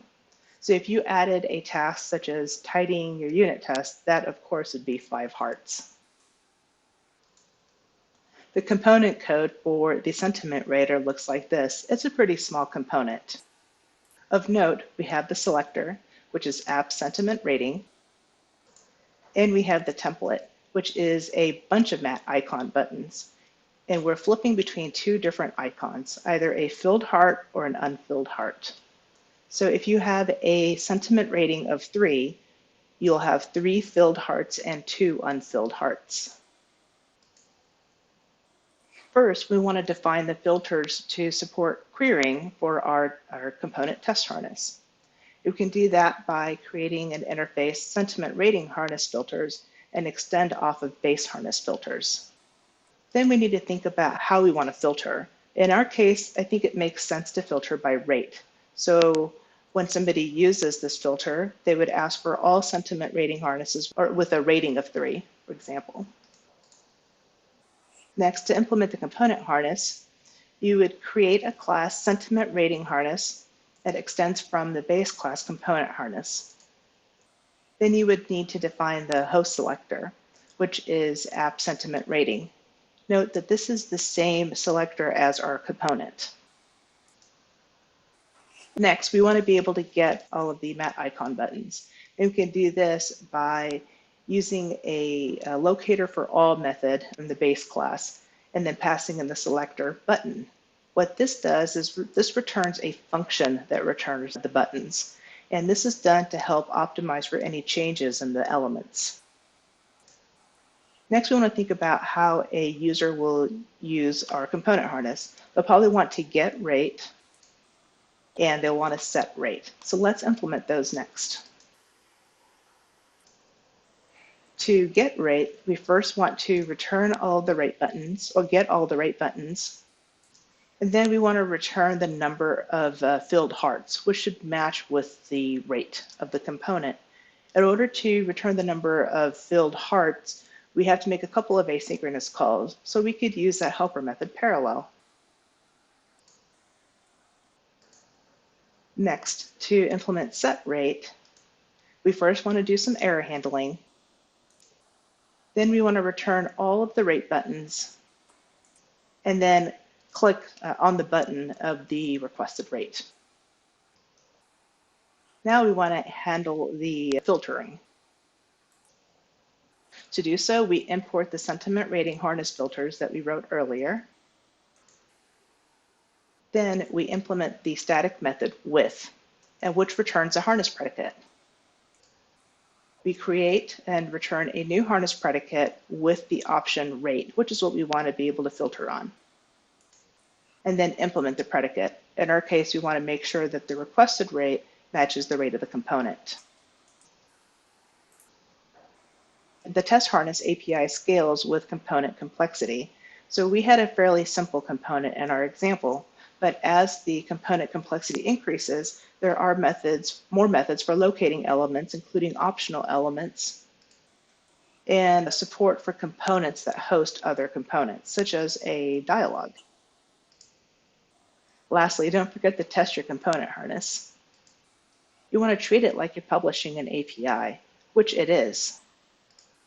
In order to test your component harness, you want to create a test host for your component, and then write tests utilizing your component harness. There's examples of how to do this in Angular's documentation. I hope you're inspired to tidy up your tests now. If you'd like to learn more, you can check out my slides or my Tidy Task To Do app on GitHub. The Tidy Task To Do app has all of the code and implementation that we saw in the slides today, as well as lots of examples of tests with and without harnesses. I also highly recommend checking out material.angular.io for their great documentation. There is a guide on writing tests with component harnesses and the test harness API docs. Lastly, I want to hear from you as you tidy up your tests. All right, so now we are going back to doing our second panel. So we're going to have both Jeffrey Bosch, ALISA DUNCAN, this one our sponsor, EGT group, and for host, I'm gonna take a step back this time, and I'm gonna have Hermano, one of our co-organizer, to take the lead on his first panel. So be nice to him. But is going to, Hermano, actually, a little bit about him. He was the speaker last year, and then he started participating more as a co-organizer to actually taking a very strong lead on both how we do this Regia with all this kind of like online edition. And that's actually the best part about NGRome. If you care about a community and you want to participate, we're always welcome. You can start by being a speaker, then eventually become an organizer, then we can eventually have your company as a sponsor, doesn't matter. Whatever help you can give to help the community to get together, we love that. But without further ado, let's welcome all the panel. Hi, guys. Hi. Hi, everyone. Hi. So first of all, thanks to all the people in the team and of course you speaker for joining us today. And so I would like to first start, going in order. I would like to ask a question to Jeffrey, and it came out from our Slido channel. And so the question is pretty interesting. So it is, how can integrate custom builders with the default ones? So let's say I want to have the NPM script that builds the app for production, but also integrating your optimizing tool for the image assets. Have you ever had experience with that? Yeah, I did. So in one of the projects I've done, it's a open source project called XLayers. We had like a version stamping tool. So not the imagization itself, but a similar approach that we needed to do something after the build. And basically with the context API that the CLI provides, you could schedule a different builder like, for example, the build one for the production bundle, and then do the version tagging. Let's call it like this. This is a similar approach for the imagization, where you just say, okay, just run this command. It will run the build basically with your own specific configuration, and from that point you can then use the imagization where it will optimize the images. Okay. Thank you. I mean, I love the concept, of building custom builders and, all the tools that can actually improve the quality of work and the maintainability, and also, reduce all the clutter in general, all the steps that we do to, take something of good quality out from our machine. So your example of building custom builders, I think will be very interesting for most of the people that have followed the conference. And speaking about, improving quality, I really liked the talk from Alicia, because when I tried to do tests in general, and I had to work with the HTML to do some tests, that was terrible, really unmaintainable. The code was never clean. That was really, really something hard to do, not because it's hard in the concept, but it's hard in the way you do it. So I think that the work that the team has done with our Nesses has been very amazing. And I really appreciate the contribution from Alicia, that actually is opening, lowering the barrier for the others to, start testing and, start testing the HTML part also in a good way. And I would like to ask Alicia a question about, how to test custom components. Can you iterate a little bit more on that? Yeah, sure. So what you'd want to do is you want to use your custom component like you would if you were bringing it into the app itself. So you would create a test host for your component. What that means is that within your spec file, you would create a component, and then you would bring in your test harness, or your component that you created a test harness for. So in the case for my talk, it would be that sentiment rater. And then you would just start using that that sentiment rater through that component. It's kind of like this inception method of a component within a component in your test. Yeah. Okay. It makes sense. So thank you for that. And I would like to ask Fiorenzo if he could give us, the perspective of a company that works daily with Angular, and how are they, in trying to, always improve, because we know that for the fact, because we know that from previous edition and all the other editions, how they actually are improving their, code quality and maintainability in their project. And yeah, Fiorenzo. It's a good question, and it's not a simple answer because we have different team with different requirement, different timeline. And in the time, I think we are to the third review of big application. We started with old Angular version, and we continue to improve, finding some tips on the community and try to over-engineering sometimes the code. Some teams use abstract classes, some teams use service, some other teams start to use a web component. I can say Angular is in our DNA. We use always in all web application, but with not always at the same way. In some period, we tried to use micro front end in the same app, but someone changed the street because it's a big app is not good in all solution. And today I was thinking what's next in a company that use from the first year Angular. More engineering, more use of strategy library. For example, we started to use strongly Formly to generate form using JSON in mobile app, in web app, because it's more simple for final customer create custom form without effort, without use developer to do that. This is good, but in other context, for example, in a big application of assets, this way to generate dynamic form is a little bit heavy because the web dynamical form generated is not light like pre-generated code.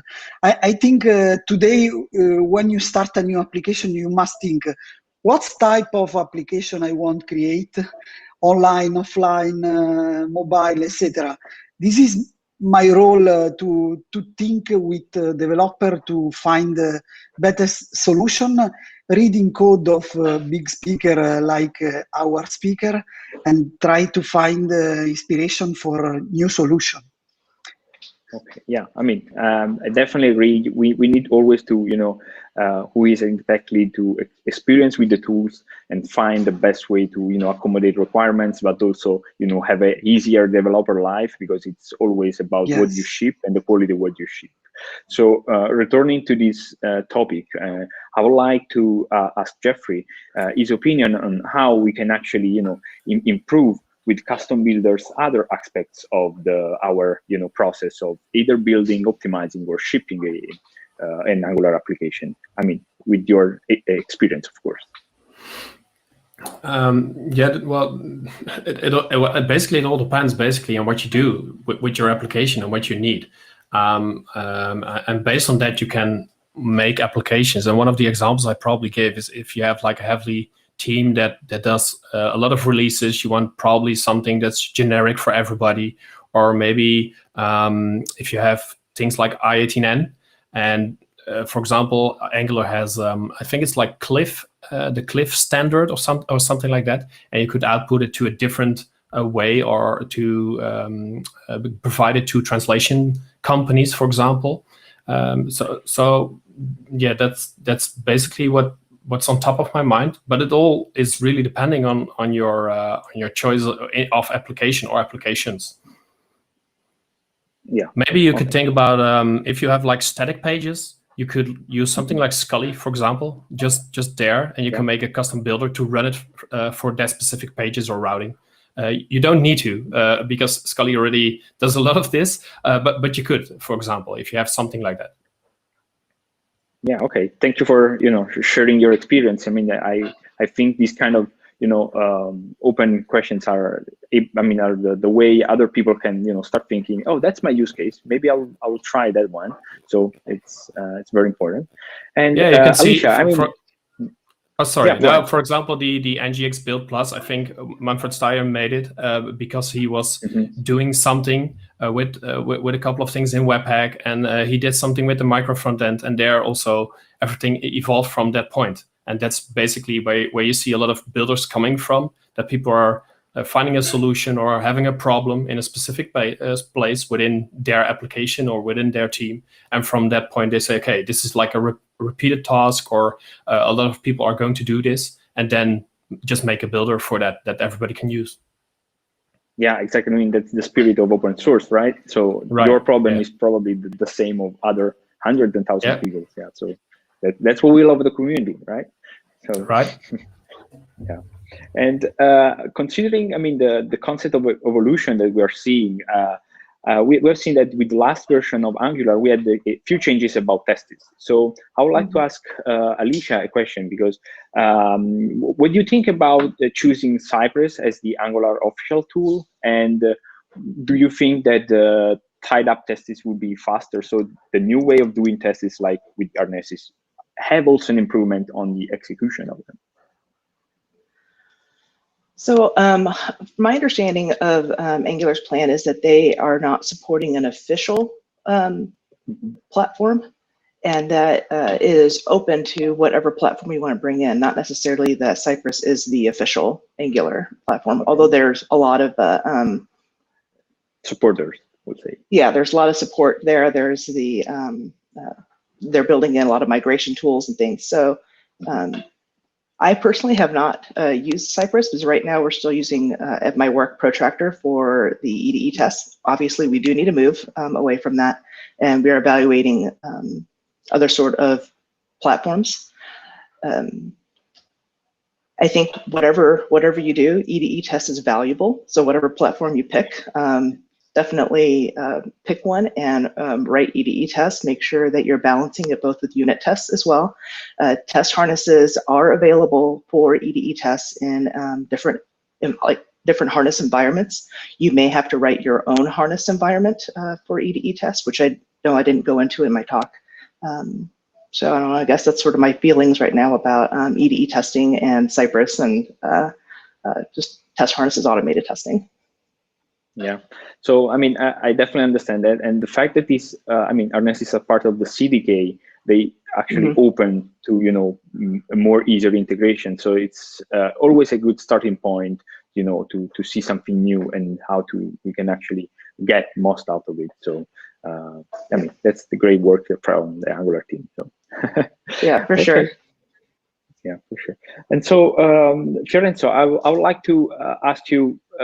I mean, we have seen you have a lot of teams working on different projects, most of the time integrating.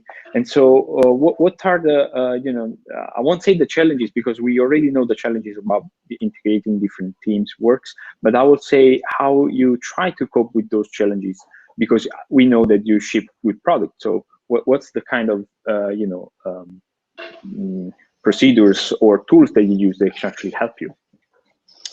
No, I try to suggest always to read code in the community on the internet to find different solutions, and we try to evaluate in the context that they start to developing. Sometimes developers are closed in their mind and don't evaluate more things. My role is suggest to open mind to evaluate different street, because when you don't have a good idea to solve a problem, when you have problem about performance or similar things, you must change street completely. You must find another ideas, and this is important. For example, listening the talk about custom builder, I started to think, okay, we use formally to generate dynamically form, but we can find different street to generate form in static way and use dynamically, for example. And this was the street that used the team of Strapi to generate new page, new API. I think it's possible to mix ideas and experience to find better solution, because the solution is never always the same. We can change continuously. For example, about me, in this period, I tried to study Rust. It's a new language. I used the Java for 20 years, I think, and they think in different way. And this is important to find a different solution on the product, because when you have something that work in the same way from long period, something must be changed, I think. Yeah, I mean, I think it's our, mind for being, engineers, developers, or, people that codes in general. They change their mind, and I think they have to be flexible because they have to adapt to a lot of different moving parts. So it's always, fun. And I mean, for some people it's fun. For me, it's definitely my life. So it's definitely fun for me. And from the content of your talks, I will say it's the same more for you, and consider the content that you share with the community. It is your passion. So I really would like to thank all of you for the contributions you had in this conference and for, generally contributing to the community about Angular. And I really hope we can see in the next online, I mean, not before online, but in our, in-person edition, the next week. Yes, of course, better in person than ever. So really glad to have all of you here. And I'll leave the stage to Leonardo, that would be our host for today. Thank you very much. And again, for joining. Thank you. Bye-bye. Amazing. And we're back where we're gonna move on with how many talks we have? Let's see. We have TRUNG, we have Bonnie, then we have the final keynote, and we are done. Okay, so stick with us. I know, like online, we're trying. We make sure to keep this conference very tied up, very small talk, very small panel, because we understand. Like, it's Friday, you want to go out, you maybe want to go to the beach, or maybe you want to go to a nightclub. I don't know what time you're connected, especially because this is online. It can be either your good morning, your afternoon, or your evening. But stick with us another hour, maybe an hour and a half, and we're almost done. So going next, we're going to have Trang Vo talking about scalable ng structure for Angular application. Hello, Angular people. How are you doing? I hope that you have been enjoying the NGRome conference so far, with a lot of amazing talk from the other speaker. So my name is Chung, and I'm so happy to be here today and share with you guys about a scalable NX structure for an Angular application. This talk that I'm going to share with you require some basic knowledge about NX, so that you can easy to digest the content of the talk, and it is best so that you have the experience with NX beforehand. But if you are the starter with NX, hopefully you can get some idea of it as well. About me, I'm a software engineer in a company called Keypartner. Our headquarters in Singapore. We let our user to earn cash flow with their cryptocurrency. So if you are interested in, check it out at Keypartner on Twitter, or you can look it up on Google. I'm also well known in the Angular community by building some open source Angular application like the Angular Spotify, Angular Jira clone, and Angular TECHSON. Also, I'm the founder of Angular Singapore and the community lead of Angular Vietnam. Talk about NgRx was founded recently. In the past few months, we have been successfully organizing some monthly meetup, and you can always find a link that you can book a meeting with us on the NgRx Twitter account, so that you have any question, any issue, any concern, we can just jump into the call and have chat. We are here to help. Angular Vietnam was a group that started by two of my friends, and so far it has been very successfully grow into 16k member. So the agenda for today, I will share with you quickly like a few minutes about NX, so that we all has the basic understanding about NX, but it's not very deep and detailed. And then I will share with you guys about the Angular Spotify that I was building a few months ago, and the community seemed really like it.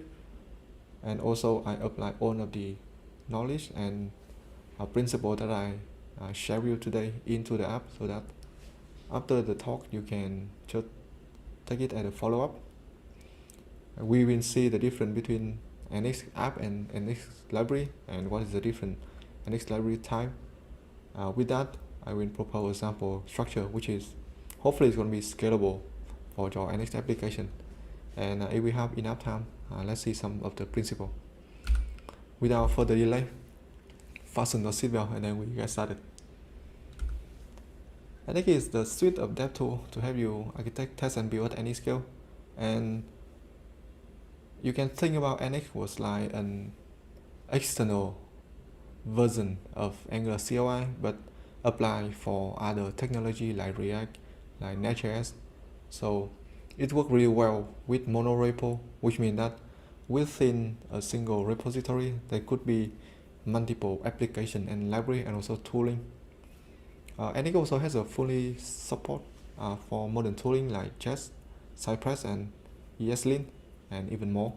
So other than the benefit that I listed on the slide, there's more, like they can test or build or develop the app that only affected by a code chain, or there's the computation cache where it cache all of the command output, so that if you are running the same command in the same code base, it will give you the output in just a second. So that is about NX, and like I mentioned, I will not go into the NX in the detail level. So hopefully the cap will give you some idea, but if you wanted to find more about NX, look it up on Google and you can see the documentation. Talk about Angular Spotify was the Spotify client that I built with Angular 11 and NX Workspace in the past few months, and now I can basically upgrade it to Angular 12, but I haven't found the time yet. You can always look into the source code under my GitHub, like github.com/TRUNG18, and this is the repo. That is the structure of NX that you are already familiar with, and it is basically a music player that connects to Spotify API, so that I have access to billion songs on Spotify database, and also can play it on the client side with a cool visualization. And like I mentioned, it applies all of the principle and architecture that I'm going to share with you. So hopefully it is the like a follow-up after the talk, like an example app that you can look into and have some insight. So let's talk a bit on the NX app and library. They are the two fundamental building blocks within an NX workspace, and when our application and library like placing inside a monorepo, and there's many of them, it is surprisingly difficult to have a structure that all of our team members can just in the first sight they can understand and look for the code that they wanted to. So when you start to create a new NX workspace, it will output you a structure, and basically there's an app folder, there's a lib folder, and there's a tool folder. The tool we will not talk about today, and we are mainly focused on the app and the lib. App is basically the content will places inside the apps folder here. There could be multiple of them, and eventually the application will produce a binary, and the amount of code within an application is very minimal, which means that it will just contain all of the library code, organize them, and then output as a deployable artifact. If you have multiple separated targets, let's say you have a desktop and a mobile, we need a different separated app. That's how we can basically divide our app based on the target or the ship artifact. I have an example of the Spotify app. So at the moment I only have the Angular Spotify, which is the web version, but potentially we can have the desktop one and or the Ionic mobile, or you have a native one as well. We can put inside the same app folder. And for a library, you can think of a library is a set of files that packed together, and then at the end it will be consumed by app. And Library is very similar to like a NuGet or npm package, where we can either publish it to the registry, or you can just use it inside other application in the NX workspace. A typical NX workspace usually contains 4 types of library. So there's a feature, data access, UI, and util. We will talk about them more in a second. So here is the library folder that I'm having for the Angular Spotify. So the first, after the library folder, the lib directory, I will have the web, and basically it's just a short name for Angular Spotify, which had different grouping folder below, like album, browse, and playlist. Of course, you will have other different folder for different clients like Electron and Ionic, and we have the share for sharing all of the content between library. So because we are mainly working with library, and then eventually we will use the library within an application for the output artifact, so that we need a way to structure and organize the library so that we can locate them easier. Also, when the application is getting bigger, developing in the granular level at the library side, which just basically just a content of modular files together, it is easier to promote code reuse and code like the behavior consistency. So you have a share button library, and then you can use it everywhere. It's going to be look our application is going to look much more consistent, other than you have different library. So usually to group library we have scope, which is related to either business use case or domain, and we use the folder structure to denote scope.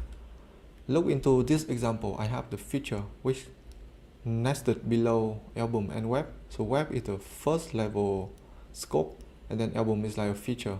So the feature here that I'm highlighting is like a library type that I've just shared you. So it might look a bit confused, but in this use case I will denote the scope of the feature library as web, because it is the top level scope. For the library type, like I mentioned, we have feature, which is applicable for routable component. We have UI, which applicable for both presentational and container component. And data access is mainly to interact with backend and state management. And the last one is util, which is just a low level util, some share function. I take all of this definition from NX documentation with some modification, like the UI here. I also contain the container component, which means that I will have access to the store and the data access from the container component. Presentational component is more like I will just taking an input and then output some kind of event. So the type of the feature here, because I name it feature, so I give it the type feature together with the scope web. And in summary, we should locate the folder tree by scope, and we have the tag when we create a new library in this format. So we start with scope and then follow up with type. There's one sample structure that I can share with you following from my application. So I have the album folder, which is a grouping folder, and then data access, which is the Angular library to store all of the code related to API and state management. So the shell that I share you is like inside the feature folder, and inside the feature folder there's also other library as well. So the detail library is responsible for hosting the album detail component, which is displaying in the green box. The orange box is responsible for the album track. So it is just an UI component, and it just taking an input to render it inside the list of track. And the shell here is mainly for router configuration. In general, just how it looks. So we have the grouping folders, album, web is always on the top, And then inside album we have always data access, feature, UI, and might be util. And data access here is already a library, and the rest was usually a different library within the folder. Like in the UI, there could be multiple other library. That is the UI library. And we do the same for other feature like the browse or the playlist or the artist. And yeah, from the sample structure, I can generalize it into this structure, which is under the lib we will have always a folder for giving the client folder. Like we have web, we have mobile app, we have desktop. Under the client always have shell, which is for router configuration. We have other feature 1, 2, 3 like album, playlist, artist. Inside each feature we have data access, feature, UI, and util. Beside each of them, it's gonna be either a grouping folder or like some kind of Angular library so that we can share. And we have also the share folder that we can share between different feature. And you can always find the complete structure in my repo, which you look into the README, you can see that high level design. There's a link.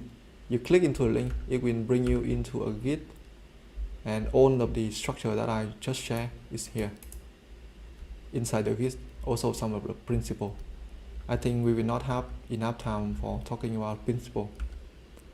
So easy, like on push, async pipe, no function code in the template, single component Angular module, and mostly everything in the lib folder. But it's gonna be for other talk then, because I'm running out of time. I was reading this book, Enterprise Monorepo Angular Pattern, from the team that built NX. It's very helpful. And with that, I would like to end the talk. And Rachel, thanks for having me at the NGRome 2021 conference. And I hope you enjoy the rest of the conference. Be sure to check out my Spotify application for more insight on how I structure an app, and hopefully it's going to be a great example. Until next time, go build great Angular app. Bene. And now we can go to the next talk with Bonnie. She's going to share more about virtual DOM manipulation. And the interesting thing is, this is going to be kind of like a quick taste on something that she's been working on for quite some time to preparing an amazing workshop. This is going to be another very short lightning talk, just like 15 minutes. But if you want to know more about the deep dive, you should definitely check out our workshop. I had kind of like a quick sneak peek, and it is really good. Anyway, let's welcome Bonnie. Hello, NGRome. This is exciting. It is. It's too bad we couldn't be back in person. We were there in 2019 in person, and we had so much fun in Rome. It was amazing. Yes. But hopefully next year we'll be corona-free. Yes. Hopefully. One can hope. Yes. This is our visual DOM manipulation talk. So this talk is part of a 3-hour course on DOM manipulation. So we're not covering all of it, but we picked our favorite few things that were helpful and cool and visual, and we are here to share them. So yeah, this is just something I think that was really quick and helpful, that I think applies to so many different situations, and it's kind of fun to. And this actually something I learned from Samantha was learning visually, and it just helps to see things, because these are a lot of things that I didn't understand for a long time until I saw them. So we're going to try and show you cool stuff. Yes. So this is we're going to show the messy slow component versus the clean fast component. Then we're also going to go over impure pipes for a minute. So. And she's going to show you some slides, and then I'm going to show you the same thing in the actual live code. It's going to be very exciting. This is Dom. He is our teaching assistant. He helps us. He is the visual representation of the DOM at runtime, which we will show more in a minute. But say hi to him. And if you saw our talk in 2019, you know Samantha's 3D animation skills have leveled up since then. Yeah. There was a pink guy. It was great. Yeah. So this is the messy slow component. So you see the ng everything, the two-way data binding, the the nested structural directives. It's a mess, and it's all just... And it works, though. It like all this code is okay and it works, but it's just not ideal from a performance, from an architectural perspective, because it's just kind of smashed all in there together. And we don't really want to have all of that together because it's kind of hard on the change detection, which I did Angular for years and I didn't care. I didn't really pay attention to change detection because I didn't really need to learn that. But then as you start doing more complicated stuff, especially when you get into enterprise, you kind of have to know that. Yes. So this is what we want to avoid. So I love the flippy thumb. The correct way is splitting it into more components for reusability, readability, performance, a variety of... Right. It's much and better. So we have this demo repo, and we did the slow, and so the thing is that the messy slow and the clean fast child are the exact same UI. It's the exact same functionality. The only difference is that we've split them out into pieces, just so that they're cleaner. This is like art. This is satisfying. Okay. Elegant code. Yes. And so, and it might be a matter of kind of preference or opinion, but actually, it's not, because it actually does affect the code. And so this is kind of where we get into the visual part of it, is like, why? How does it affect the code? What do you mean? Right. Because it shouldn't seem to make a difference if all you're doing is you're taking the exact same functionality and breaking it out into separate components. Why? Well, when you have the first one, when you have all of those nested structural directives, everything's happening, all of the logic is happening at runtime. And that's a lot for the robot is, making all these changes at runtime, and it's a lot. He's stressed. I mean, look at anything this. that changes, the search bar, all of those. So you see all of those yellow highlights, right? So basically anything that changes is going to fire off change detection, and all of those things will be recalculated, and they don't necessarily need to be recalculated. And so that's really where we want to avoid that just big situation there. Right. So the premise of this talk and the premise of this course is to keep the robot happy, and when he is unhappy, the performance suffers, things are not good, your code is bad, so we want to keep him happy. It's not bad. It works. And really, this is the challenge, I think, with Angular, because Angular itself and JavaScript are inherently wicked fast. And so you can actually write, like you can do the messy code, right? And it still works. All your code works fine. And it really won't present a problem until your app scales. And once you get into enterprise, once you get into like really large applications, you have more complicated stuff, that's where this stuff catches up with you. And that's when you start to have performance problems. You're and so right. This is really where we want people to understand the architecture, understanding change detection, even earlier on, even if you're not an enterprise, you've got to understand this now so that you don't get to that point where it's huge later and it grows and it scales and then it's slow. And then your page takes a minute to load. Yeah, that's not good. No, so moving into pipes. So same concept here. When you put all of your logic into the pipe, into your HTML, and then you stack them, and it's a mess because you're, like the sentence case pipe, your text has to go through it, basically for the visual aspect of it. So it can get And that's messy. okay if it's a a display thing. If it's a date formatter or even a sentence case pipe, an uppercase, anything like that, it's fine. This is what pipes are for, right? What you want to avoid is, sorting, filtering, mapping, any kind of, Searching. if you're manipulating the whole entire collection in the pipe. And well, we'll show you. This is what we want to show you because you got to see it, right? Yes, here. And again, this is just an example. No, this is the correct version actually, putting the logic into the TypeScript and not putting the logic into the... So this is correct, right? No, you would want a pipe... No, you would want a search component. So this is... Right. This is not correct. So what this is, the search component is better because you wouldn't necessarily want to do that search logic in a pipe. Right. And this is kind of an example of what I would have done wrong when I first started because I didn't understand, right?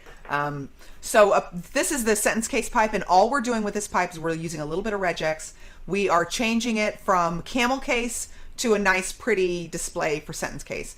But the thing is you see as the it's pure, it's impure, right? And we want to avoid this, and we know that we want to avoid this, but we also want to show you we're going to use this impure pipe, and we know that we don't really want to use impure pipes, but I want to show you how that reacts in the messy versus the slow, because when we were putting this course together, I was actually surprised, and I've been doing this for years, and I was like, what? Why is it acting like that? It's weird. So that's what we kind of want to show you, because it's fun. Yes, and pipes are pure by default, so this is just like for teaching purposes. Yeah? Yes. Cool. So the visual. So this is a simple camel case. It goes from the database like regular default to a pretty structured on the page pipe. So for an impure pipe, every time you search, every time you, I think, move your mouse, every time you fire change detection, this pipe is going to run over and over again. Is that correct? Not every time you move your mouse, but yeah, every time. So with the impure pipe, every time you do anything with the search, it's going to fire all of those again.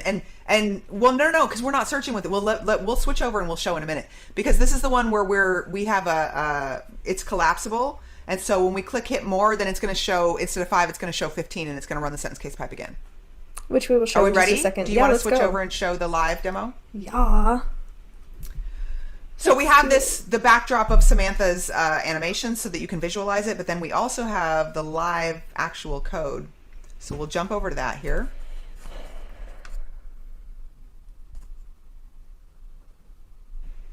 Let me know when you can see my your screen. All right. Okay, so this is the, and again, this is just sample code, right? It's lorem ipsum. It's super simple, super simplice. But we want to show here that we have the accessories type, the avatar style, the cloth color, cloth type, and eye type. And then if we click this, it should show more, right? So the sentence case pipe now will have to run 15 times instead of 5, right? And so let's refresh this. And when we refresh the page, we've got 3 avatars, 3 authors, with 5 attributes each. So that sentence case pipe is running 15 times. Let me show you the code. Sentence case pipe. And there's just a little console log in here. There's a counter. You see the counter and the console log, right? And that's what we're looking at. Just hidden in there. So we see that it runs 15 times when we refresh the page, because we've got 3 avatars with 5 attributes each. So that's 15. And I have a little timeout going on because I'm running OBS and recording this all at the same time. So pardon that. Okay, so what we want to see is, let's clear this out, right?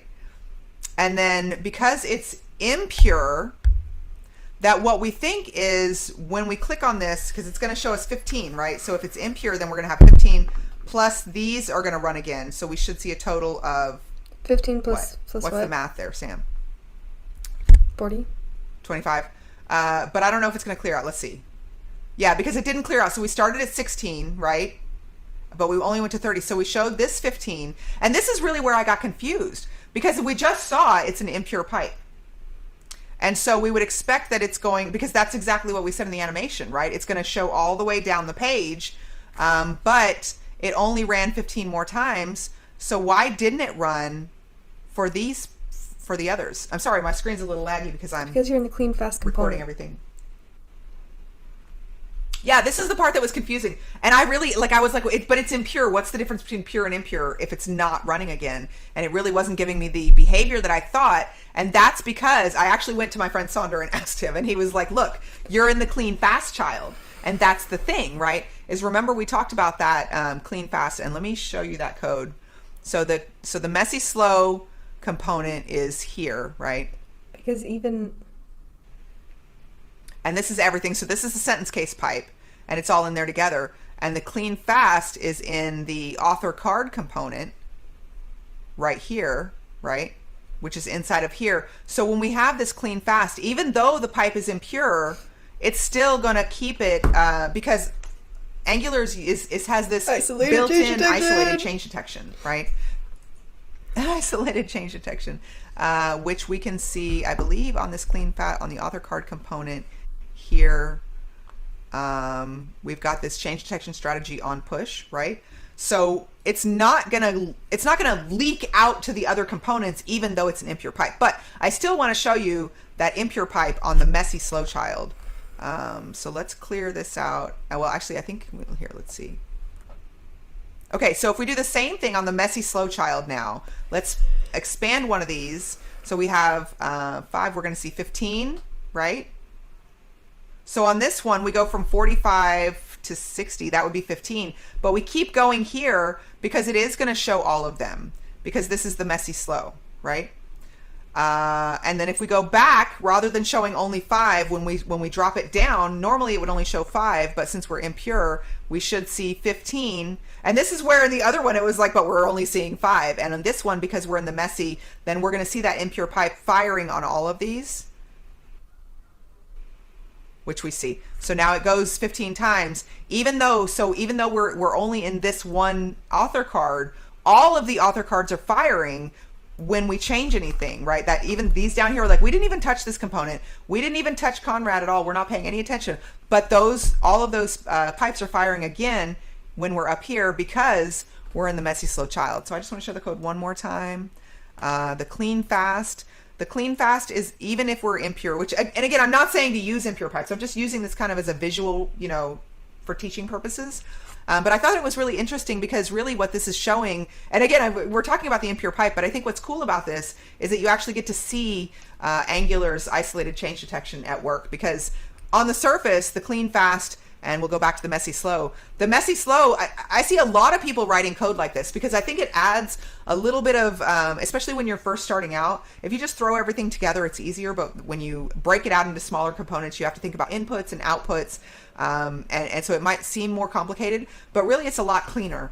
And this is why. So hopefully that's been helpful to see kind of the difference between the clean fast and the messy slow and how the change detection acts in those two situations. A little bit, do you have more slides, Sam? All right. My turn. I just love saying isolated change detection. All right, so we are running AngularNation.net. I say we, I mean her. She is amazing, and there's always new content just like this and continuation of this. We run the architect training course and the DOM manipulation course, which is this one. This was 15 minutes of our DOM manipulation course. So you can find more about that on AngularNation.net. Would you like to say a few words?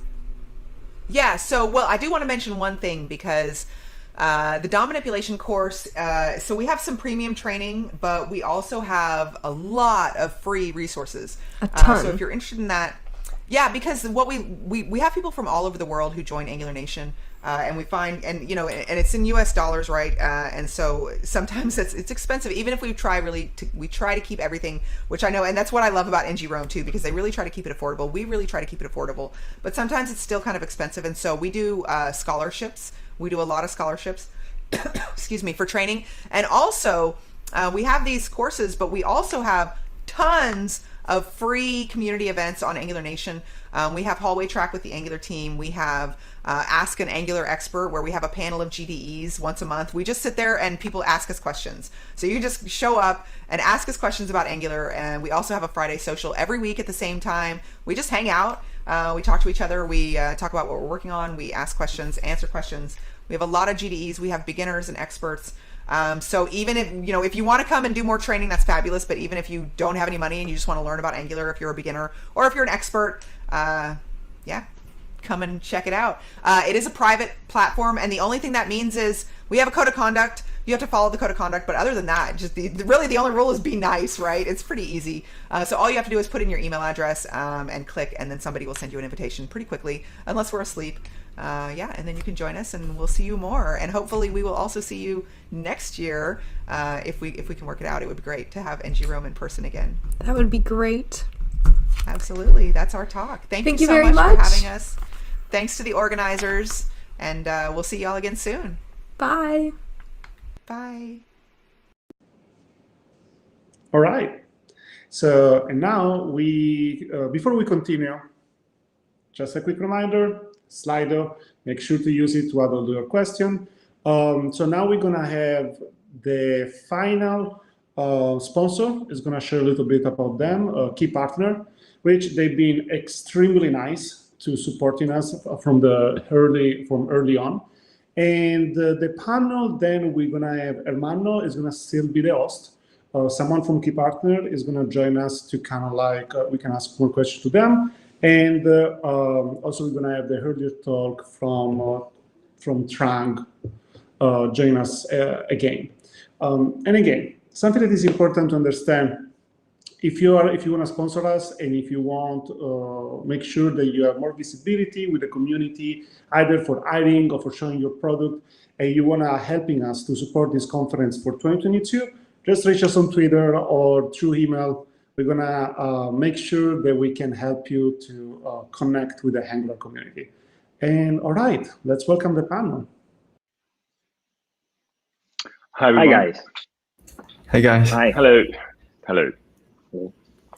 So thank you for joining us today, and I'm really excited about the talk about TRUNG, and I would like to start asking him a question. And I know maybe this question pops up a lot.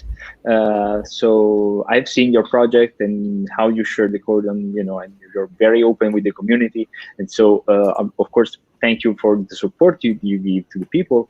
And I would like to ask you pretty easily, why you decided to build a Spotify clone, and how this is evolving, and how you're adding features to that. Thanks, Emmanuel, for the question.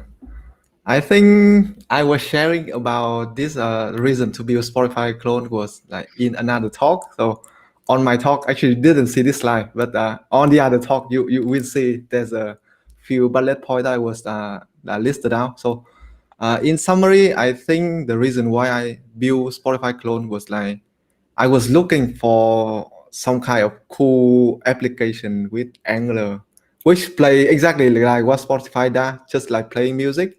And I was seeing some music player, they has the visualization. It's just like a Windows Media Player that you remember on Windows XP or something. And then I just saw it, and then I thought it could be a good combination. And of course, the last reason was always people wanted to know how a real-life application is structured with Angular. And I also wanted to try out NX, and I think it's a good combination to also for me to get started, because I never done an NX project before. Yeah, I think that's a few main reasons. No, I mean, I really like the fact that you try and do experience by creating something that's a clone. So you did the Jira clone in the past, then you did the Spotify clone. I mean, it's very nice because you have like real world requirements by doing an application, and you can actually see and share with the people how to do something, and it opens a lot of communication. So we see that your projects are becoming very, very famous and a lot of stars, and so it's very exciting, to have this kind of real world application redone in Angular. That also allows people to really understand that you can do kind of all the kind of applications with Angular. So really, thank you. And considering development and creating complex project, I would like to ask the point of view from Keypartner that says we can see that we already have a real sponsor with the T-shirt and the logo and everything. So they're really our sponsor. Yeah, I found this pretty exclusive tee, which I thought was pretty apt for the situation actually. So it's I think it was a better choice. So could be dressed better, I guess. No, it's very interesting the point of view which TRUNG uses, because when learning new things, usually one of the most bigger blockers is the fact that you actually could not come up with a really complete application. So when learning new things, you do okay. I do a list of to do. Do a pretty more complex list of a bit more complex objects, but obviously you're always there making a list, create new, show new, update, delete. And so you usually know everything about the UAD operations, but you don't understand anything on how actually the architecture should be. So I think that the starting by a real world example is very interesting, because that gives you all the bigger complexity that a real application already has. So you are actually exposed to real problems, so which are basically the most difficult part to learn about new things, or often all think as well, because the first time you are exposed to a problem is, the time that you are forced to go to Stack Overflow or things like that to understand what is going on under the hood or over the hood. Yeah, exactly. So it's pretty interesting. That's yeah.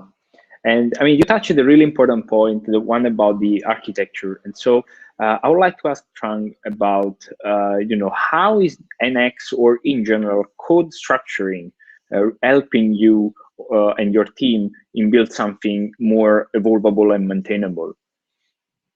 So the structure of the code, yeah. Because we have seen that with NX and the feature structure you build, and I really like the separation you have from the data layer, the feature, the UI component. So that makes very clear also for people that join the project later on to understand where is something placed. So how is making that easier for you in your experience? I think to structure something, to make it scalable, you need to make it easier to locate in the future, I would say. So try to keep all of the related code together, so that when you look for a piece of code, you know that within the next folder or within just one level upper, there's the code that you're looking for. So it is easier to locate it. And I think I would try to tell people that try to flatten your structure. So don't do nested too many levels, because when you do it, and then you have a lot of dependency between components. Let's say you have the first level, and then the second, and then the third, and then the fourth.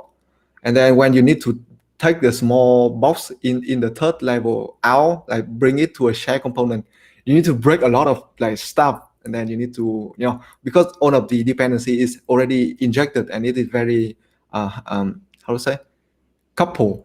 So that is difficult to break it out. So try to make the folder structure is just flattened, like when I mentioned about the feature, the data access, and then the UI. So inside the feature, it doesn't really matter how nested the route is. Like it could be /1/2/3. You always has the component within the feature folder. It just doesn't go into the feature one, and then inside the feature one there's a child row or something, and then inside another folder. So you look into the feature, you know exactly it is all of the row here. So it just all of it in the first glance. And inside the style guide, I think there's a lot of stuff you can look into the Angular style guide for that. But I know a lot of tech is tedious. Sometimes we just don't even look into it, but No, I know.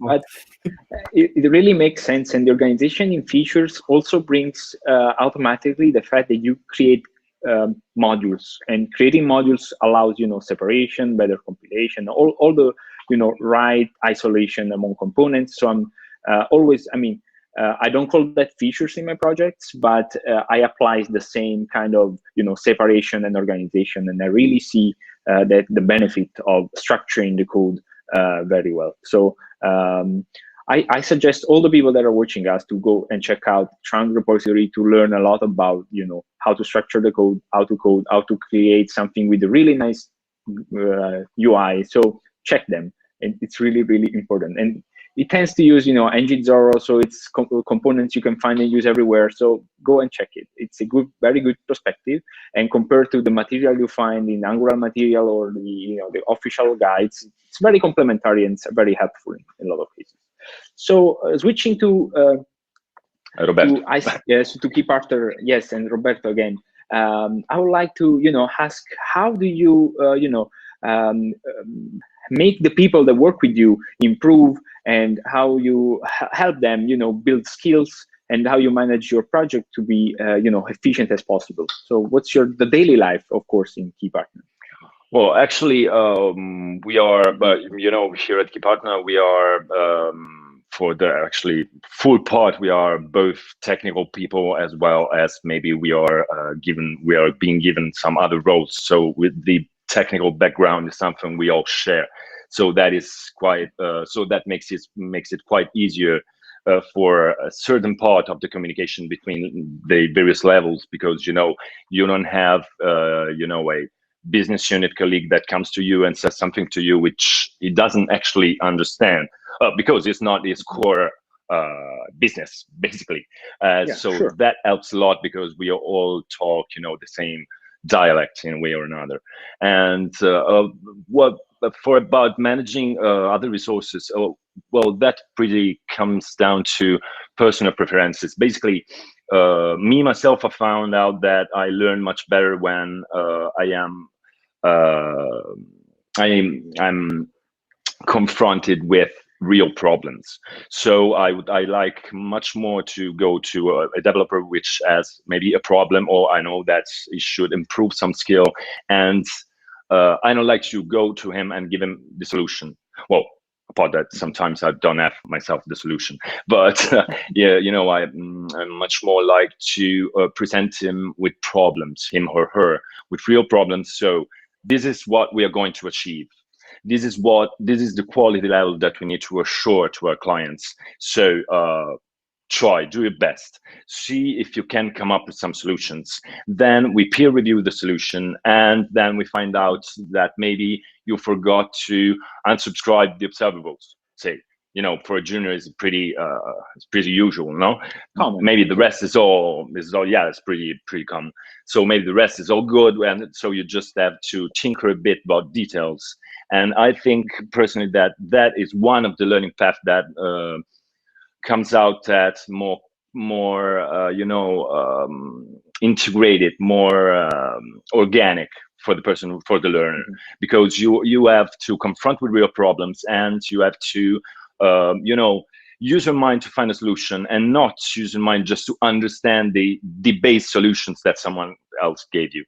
And that is my opinion, is much more important. It's the same for with I'm told ahead of Stack Overflow. If you take the most accepted answer, you take it, you copy it, and then you find out that the most accepted answer was for Angular 5, and it's something that is now deprecated. So you broke all your application, and you have to reverse everything, refine everything, and so that is a quite usual example. And maybe the answer below that would need a bit more of understanding. You have to change things a bit because it's not out of the box, but that is the process that actually makes you learn something, in my opinion.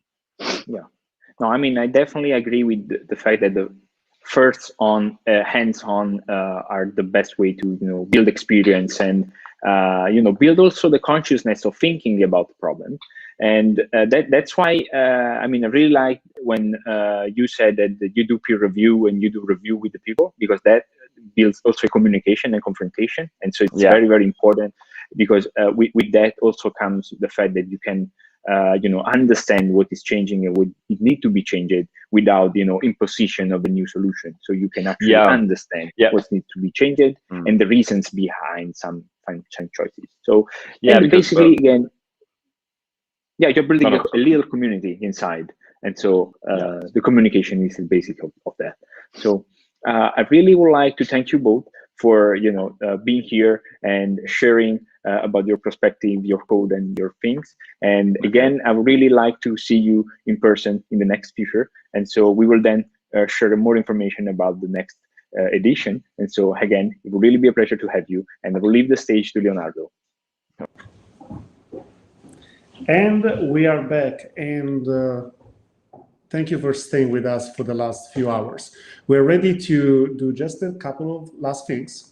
We're gonna have Mark from the Angular team sharing the closing keynote, and make sure to add your question on Slido, because we are going to have an opportunity to ask any question we want about the Angular team or the latest Angular features to Mark in the following panel.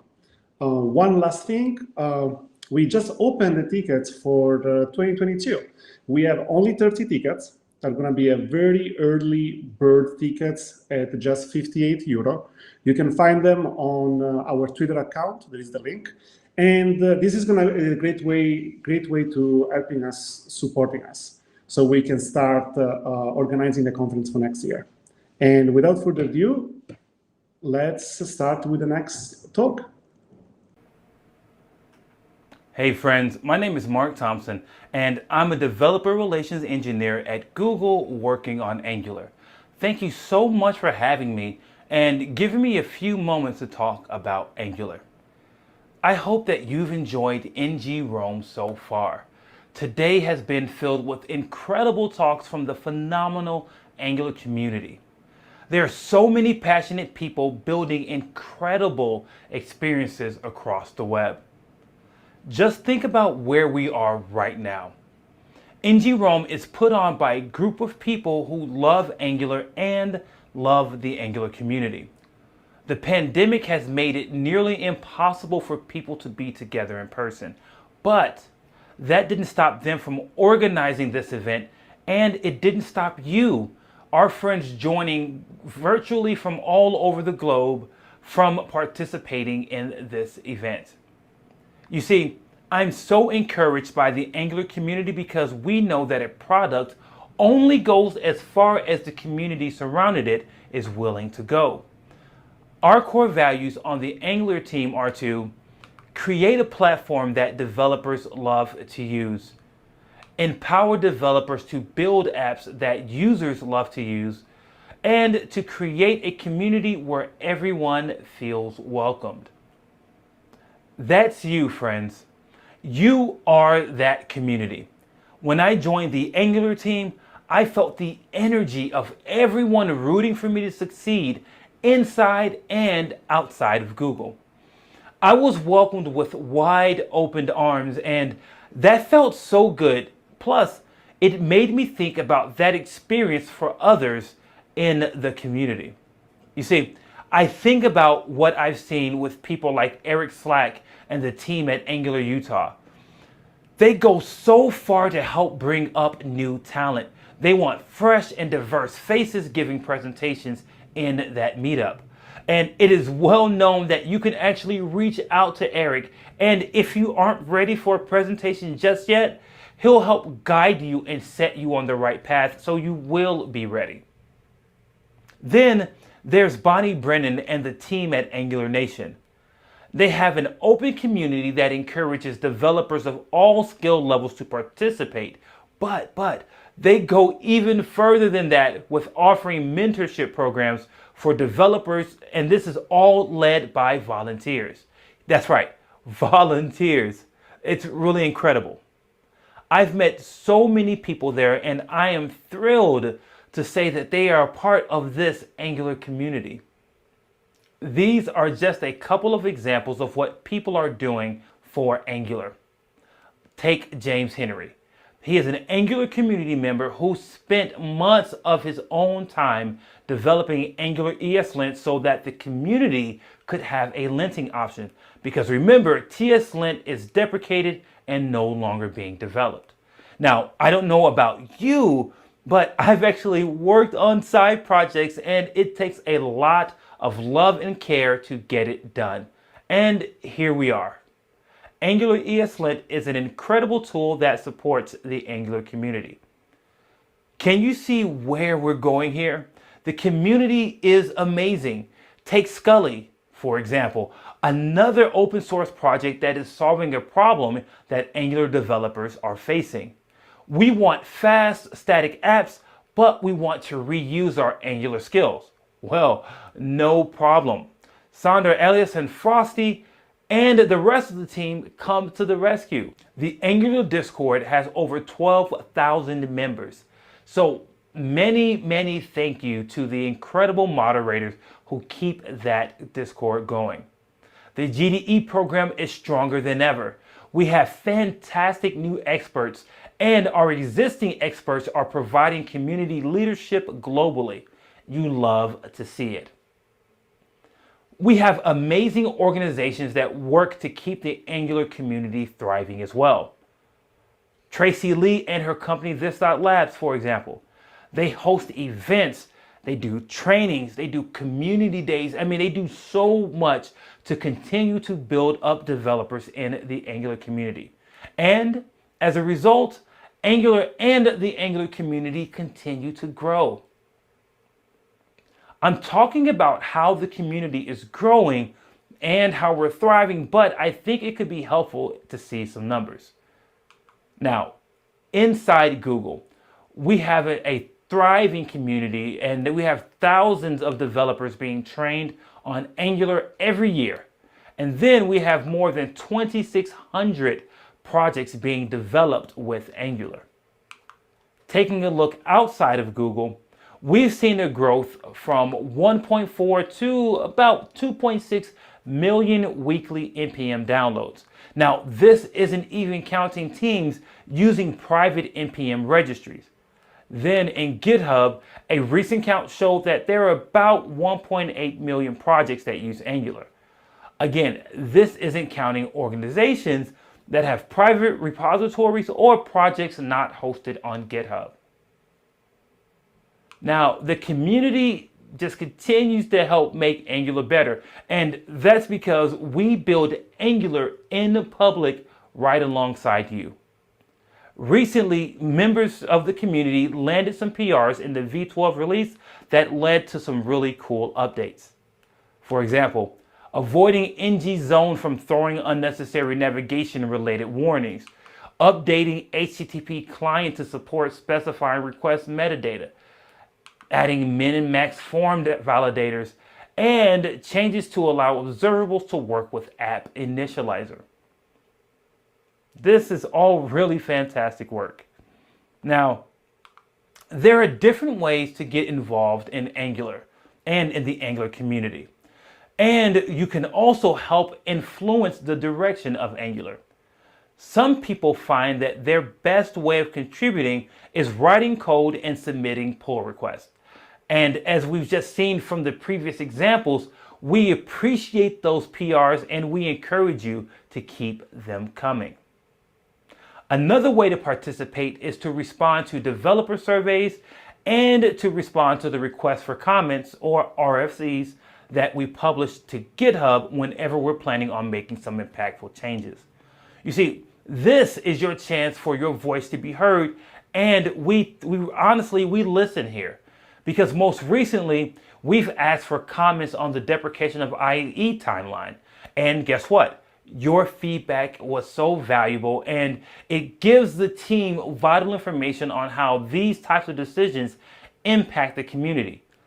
And as a result, this translates into how we make decisions for the framework.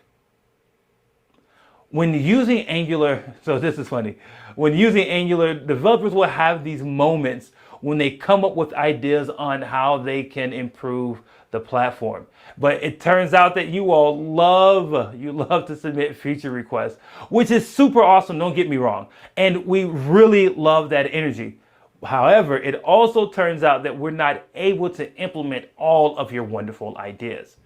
So to make sure that we're able to include features that align with our roadmap and best serve the Angular community, we've introduced a new feature request process.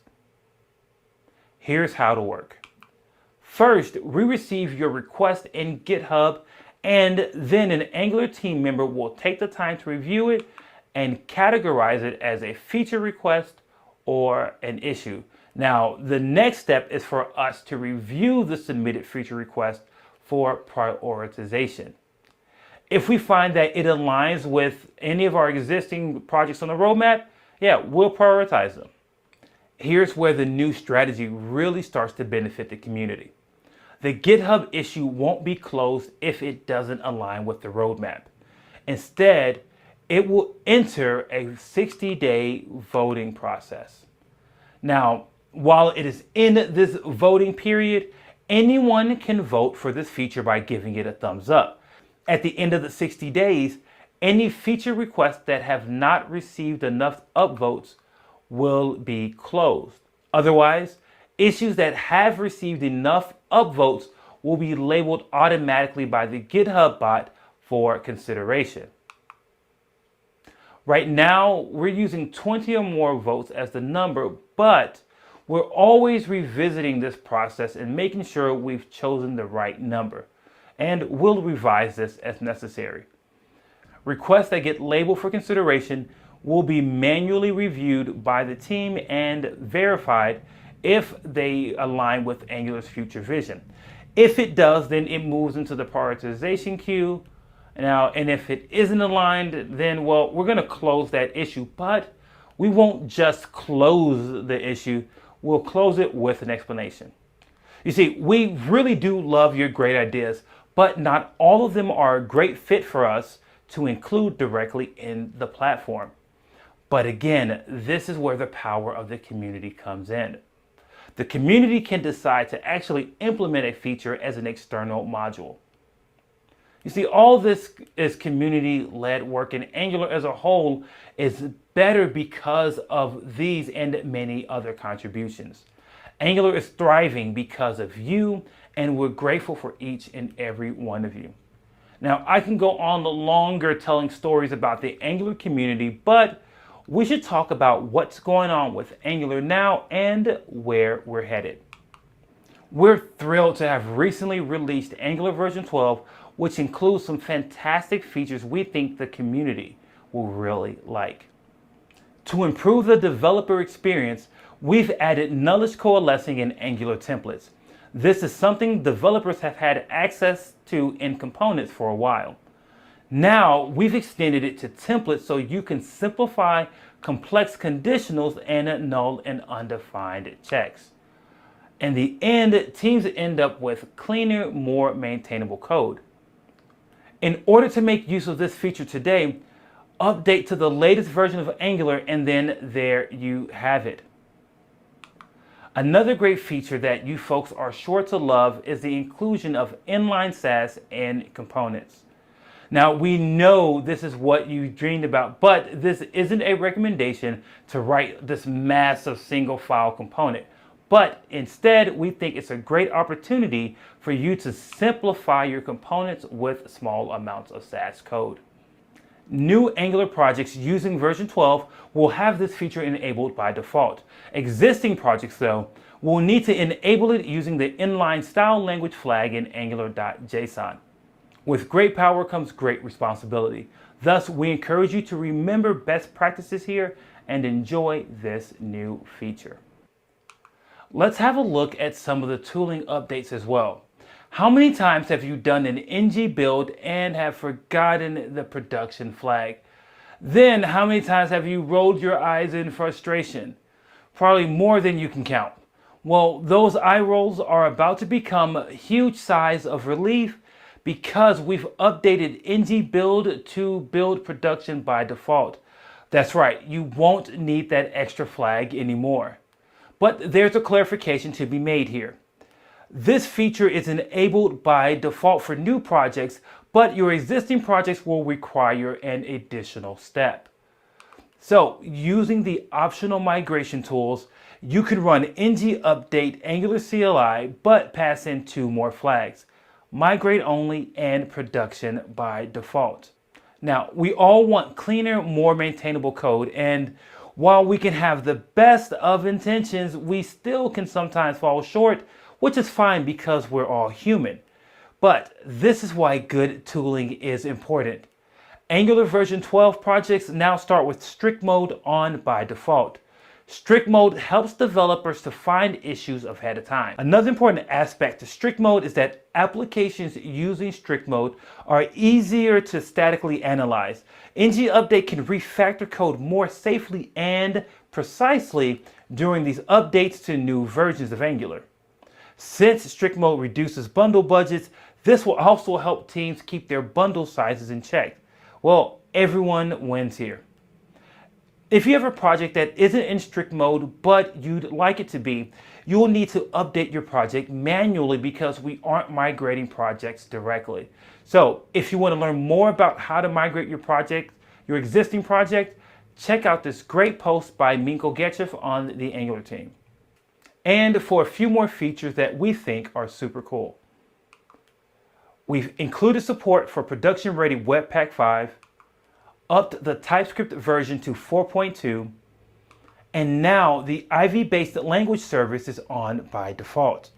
I absolutely love the Ivy-based language service because it enables some major productivity boosting in your Angular templates. It enables features like smart navigation, meaningful template syntax highlighting, type information when you're hovering over symbols, and real-time diagnostic information that has parity with the actual compiler. Now, this type of functionality wasn't even possible before with the View Engine-based language service, but Ivy makes this a reality. And speaking of Ivy, let's talk about a concept that we call Ivy Everywhere. Under the hood, legacy versions of Angular use a rendering and compilation pipeline called View Engine. But as Angular continued to evolve and grow, we realized that we couldn't get to that true vision of what we thought Angular can do to help teams build these incredible web experiences and have incredible development experiences for robust applications without some type of change. Now, because of all that, we've enabled Ivy for all new projects back in version 9. But we couldn't leave parts of our development community behind, so we've maintained compatibility for Angular apps using Ivy to still work with View Engine. Now, this is where NgCC comes in. It allows us to compile View Engine libraries so that they work with Ivy applications. As you can imagine, we've dedicated time and resources to ensuring that NgCC is a performant, unobtrusive part of the Angular workflow. This is great, but there's a catch. As long as libraries are still using View Engine, we can't remove this legacy implementation. Now, this requires team resources to maintain. It slows down developer builds and it slows down the evolution of Angular itself. After many meaningful conversations with library authors and the Angular community, version 12 of Angular marked a major step in our journey towards Ivy Everywhere. We've deprecated View Engine and will remove it in a future version of Angular. We're really excited for what this means for the future of Angular and for application developers. This is largely a no change. So go ahead and continue enjoying all the benefits of Ivy in your Angular projects. Now, we encourage any library developers not already using Ivy to migrate their projects over as soon as possible, as View Engine will be removed in a future version of Angular. You can check out this blog post for more details. All right, what about the future of Angular? As I mentioned earlier in this talk, Angular is alive and well inside and outside of Google. We have some fantastic initiatives planned that we've documented on our roadmap. Just in Q2 of 2021, we've seen some major improvements to the platform. We saw the release of DevTools, which brings world-class debugging and profiling experiences to Angular. We've streamlined releases with consolidated Angular version and branching. So now we can expect some smoother releases. We worked with Google security team and added support for the new Trusted Types API, which means developers can build more secure web applications. We've also further optimized build speed and bundle sizes with the Angular CLI and Webpack 5. But to be honest, we're relentless in our pursuit of creating a platform that developers love to use, so we're working on other features like deprecating and removing support for IE11. Support is deprecated as of version 12 and it will be removed in a future release. We want to leverage as many of JavaScript's expressive and performant features as we can and some of that new syntax, so we're actually exploring the use of ES 2017 Plus as the default output language. Now, there are opportunities to improve test times and debugging, so that's with using the automated test environment teardown. And we want to create better isolations across tests and have testbed automatically clean up and tear down test environments. Now, we're also working on publishing guides for advanced concepts like performance profiling and change detection and the interaction with zone.js. And yes, we're exploring optional modules. Now, you can find out more about what we've been working on and what's planned on the Angular roadmap. Friends, what a time to be alive. So many great things are here with us now, and so many great things are coming. Aren't you glad you're a part of the Angular community? Well, I'm so glad that you are, and so is the team. Continue to be excellent to one another and watch just how high we'll fly. All right, that's it for me, friends. And until the next time, go build great apps. Thank you. Oh, that was a fantastic keynote. Before we finish with the panel, couple reminder, make sure to use Slido for asking a live question to Mark. And let's make sure to check your Twitter account, because we just released the ticket for next year. It's going to be only 30 tickets at the lowest price we can sell for now. And this is the right way, this is the best way for you to stay in the loop for the next conference, which is going to be in person here in Rome. We still have to decide when, but it's probably going to be or May or October 2022. All right, without further ado, let's welcome Mark to the panel. Hey, Mark.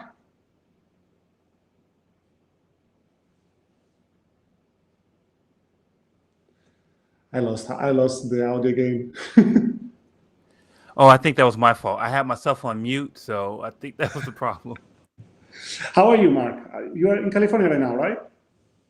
No, still in Chicago right now, but I'm moving to California very soon.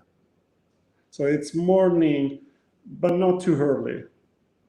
Not too bad. No, we're pretty good. I have a small child, so I get up very early, regardless of what I personally want. I'm up early every day.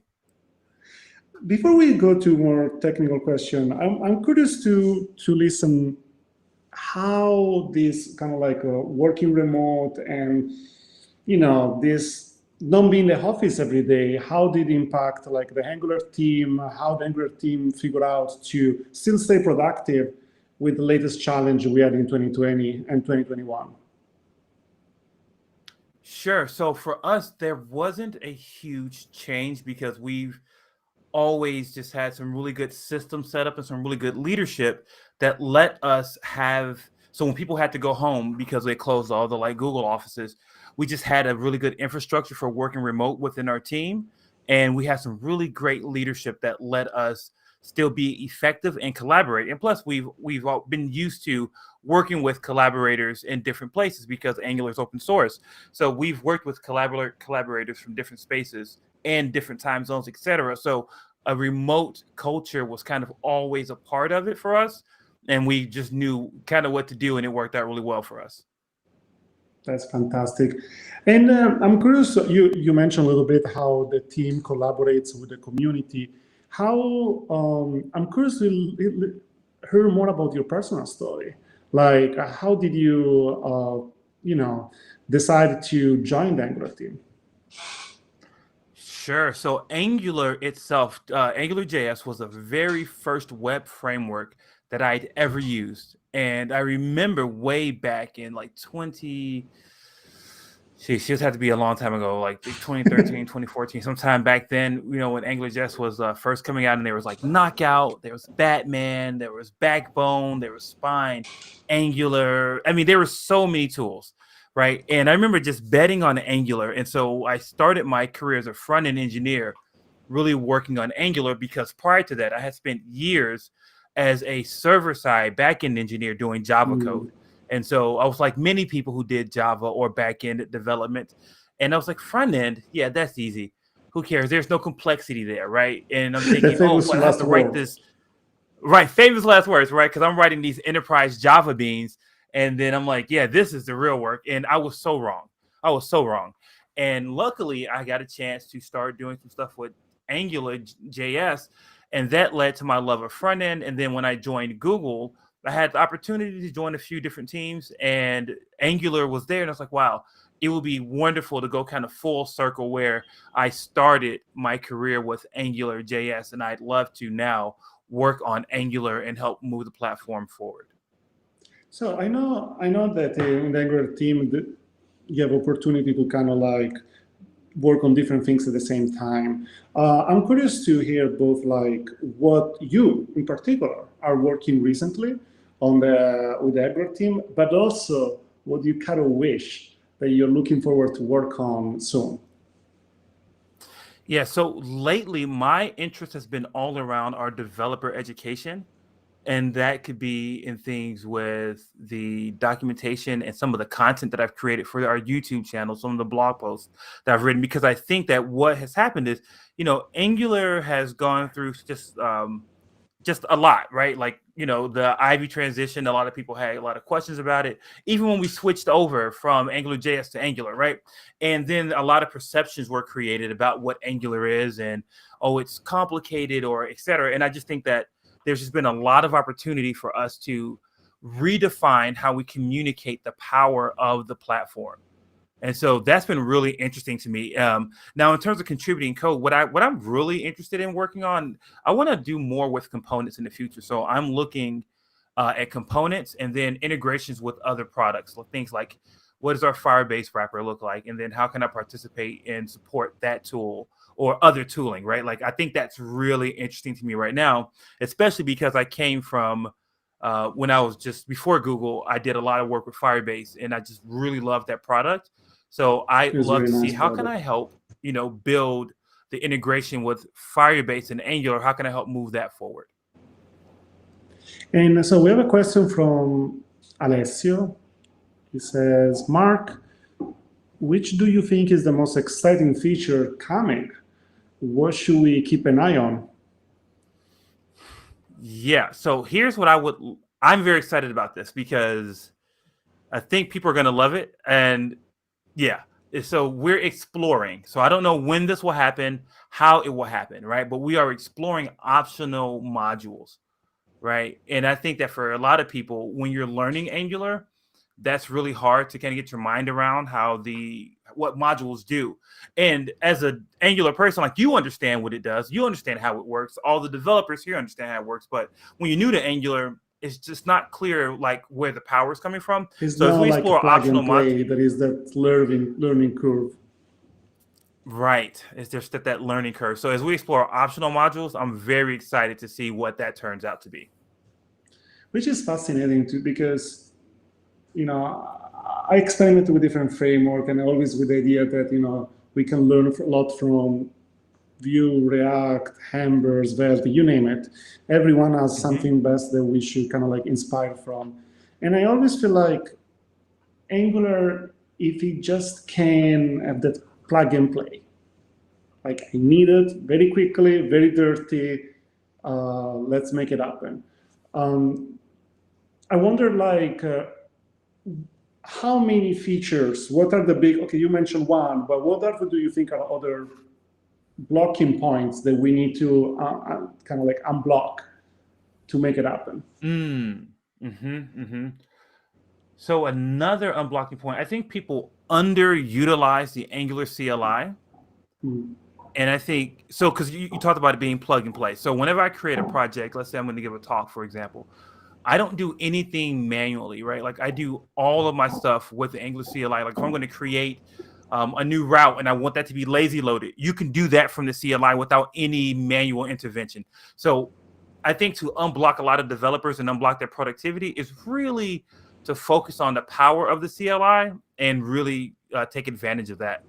But then, so that's one way. Another way I think is, what does Angular look like without Zone.js, right? Like we know that it has an important part, but again, as your application grows in complexity, you may end up blocking on Zone at some point where you're like, why is the Zone interfering with what I'm trying to do? It should be easier, right? And so as we look at that, what is Zone.js, like, you know, reimagining the role of Zone.js in Angular, I think that's interesting too.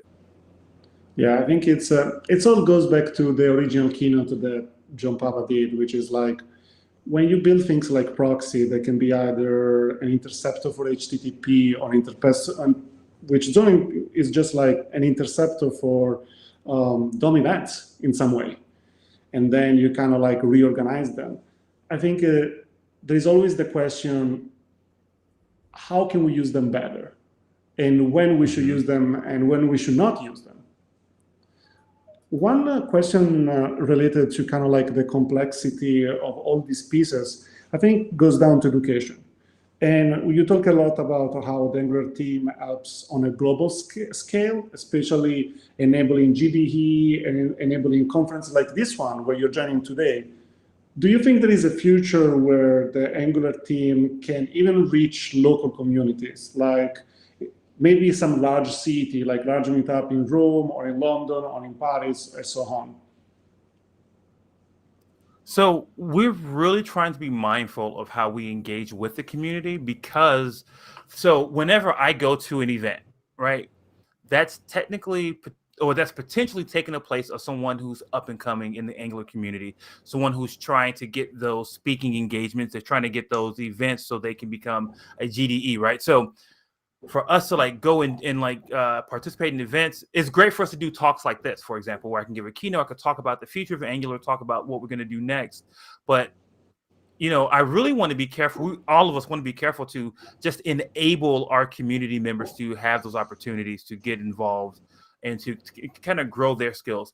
I think that another way that we can completely engage with the community is with the new feature request process. And the reason I talk about this is because, again, this is an opportunity for people to not only help move Angular forward, but help, you know, build their own Angular skills. Because if a feature is requested, right, but we don't feel like it aligns with the roadmap, that doesn't mean that it's a bad feature or that it should be thrown away. Like, this is a good chance for you to say, well, I really want this thing. I can create, you know, a new module, a new package to I almost feel like we should do like a mini workshop or a mini talk on like how to do a good feature request. Because I feel like sometimes people are like, where should I even start? What information should I add? What information I shouldn't add? Is it too much? Is it too little? Am I polite enough? I think this is very interesting, or like even educate the community on this is a good feature request. Do you think we have like good practice there? I think we can always improve.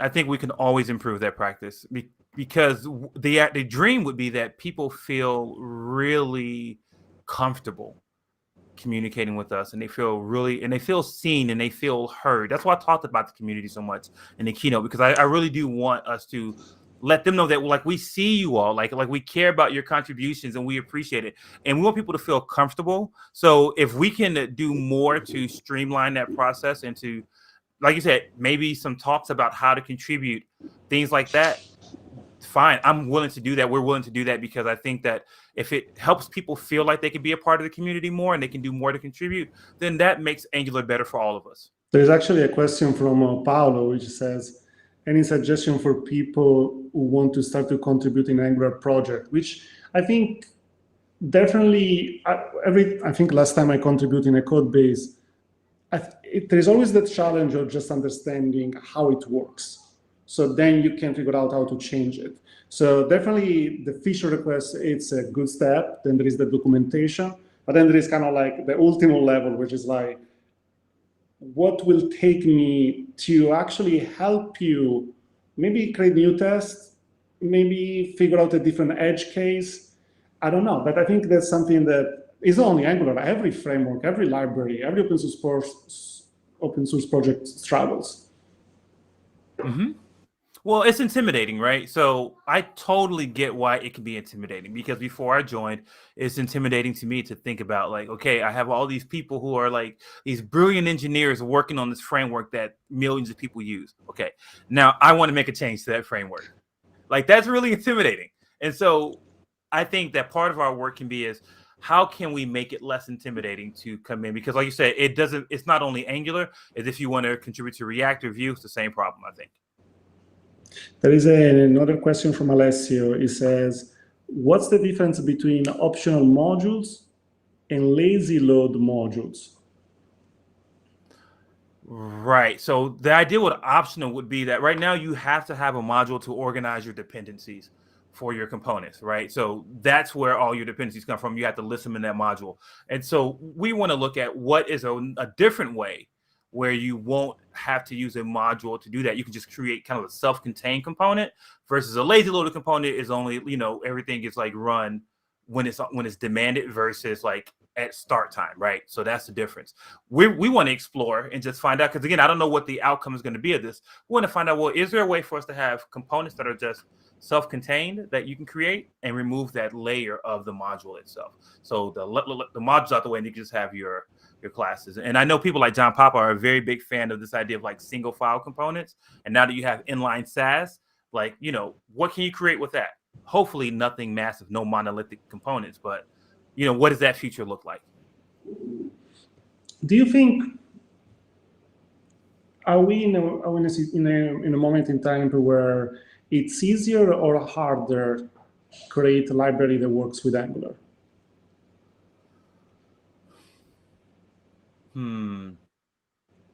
Yeah, that's a good question. I'm not sure. I'm not sure if it's easier or harder. Hopefully it's easier, but I'd love to hear some feedback from the community about what some of their pain points are right now, right? So we can kind of know, because like I talked about the RFC and the developer surveys, that's why this stuff is so important for us, because we don't always know what everyone's thinking. We can't know. So we need that feedback. So I'd love to hear that feedback from people. Like, is it really hard to create something to work with Angular, like a new package for Angular? I don't know.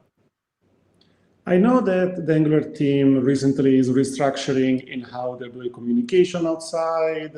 So maybe just to kind of like give us like the latest update, if we want to stay up to date to all the latest, beside the Medium post, which is always really good, it gives a nice overview of all the latest. What are the other official channels that you advise us to kind of like follow? So if you want to know what we're working on, always check out the roadmap, because we keep the roadmap up to date with our current initiatives. And that's at like angular.io/roadmap, I think. And you can go there and you can see exactly, not only can you see what we're working on, but you can see what we've completed from the roadmap. That gives you a good idea. Then, because our GitHub repository is open, you can also see what we're committing and what PRs are being open and what other features are being done there. So I would check those places for sure. What about the Twitter or Facebook, or are you guys on TikTok? No, it's funny. Well, one of our team members thinks we should be on TikTok, and so one day maybe you'll see that. Another place you can check is sometimes we hang out in a Discord. Sometimes we hang out at places like Angular Nation. We're doing an Angular World Tour right now with this.lab. So there are different places where you can interact with us, and then you can ask questions about specific things. I think that's the best way to do that. And Twitter, you can always comment there, and if we have some good answers for you, we'll definitely try to reply. Minko Getchev, one of the incredible Angular community /Googlers, he's very active there as well. So am I. Really good game on Twitter. Emma. Yeah, he's pretty great, and he always replies and does what he can to help. So. Well, thank you, Mark. That was really kind of you to join us and answer all this question. I hope to see you in Rome. I can't listen. If you invite me, I am there. Some good food. Well, I can't wait. Seriously, invite me and I'm there. Amazing. Well, thank you, Mark. Have a fantastic rest of your day, and I'll see you more on Twitter. All right. Thank you so much for having me, and congratulations on a wonderful conference. All right. We're at the end, and before we leave, I'm gonna do something that wasn't planned. These two persons next to me, they are the true hero. And there's also Armando in Naples. So we have this side, we have Raul, here Luciano. And the crazy thing is, like, this is all about the community. Just trying to figure out, just trying to make it work. This is not our full-time job. We just care about the community and care about giving good talks and a good kind of like live panel for you. And it's not just us. Let's show the all organizer. The slide. Yeah. It's all improvised. But okay, special thanks to also, you met Raul, you met Luciano. Hermano is in Naples. He actually was the one giving the other two panel. Then we have Martina, the new designer. Cesare has been helping us a lot from way back 2019. Marco is just like, is the boss.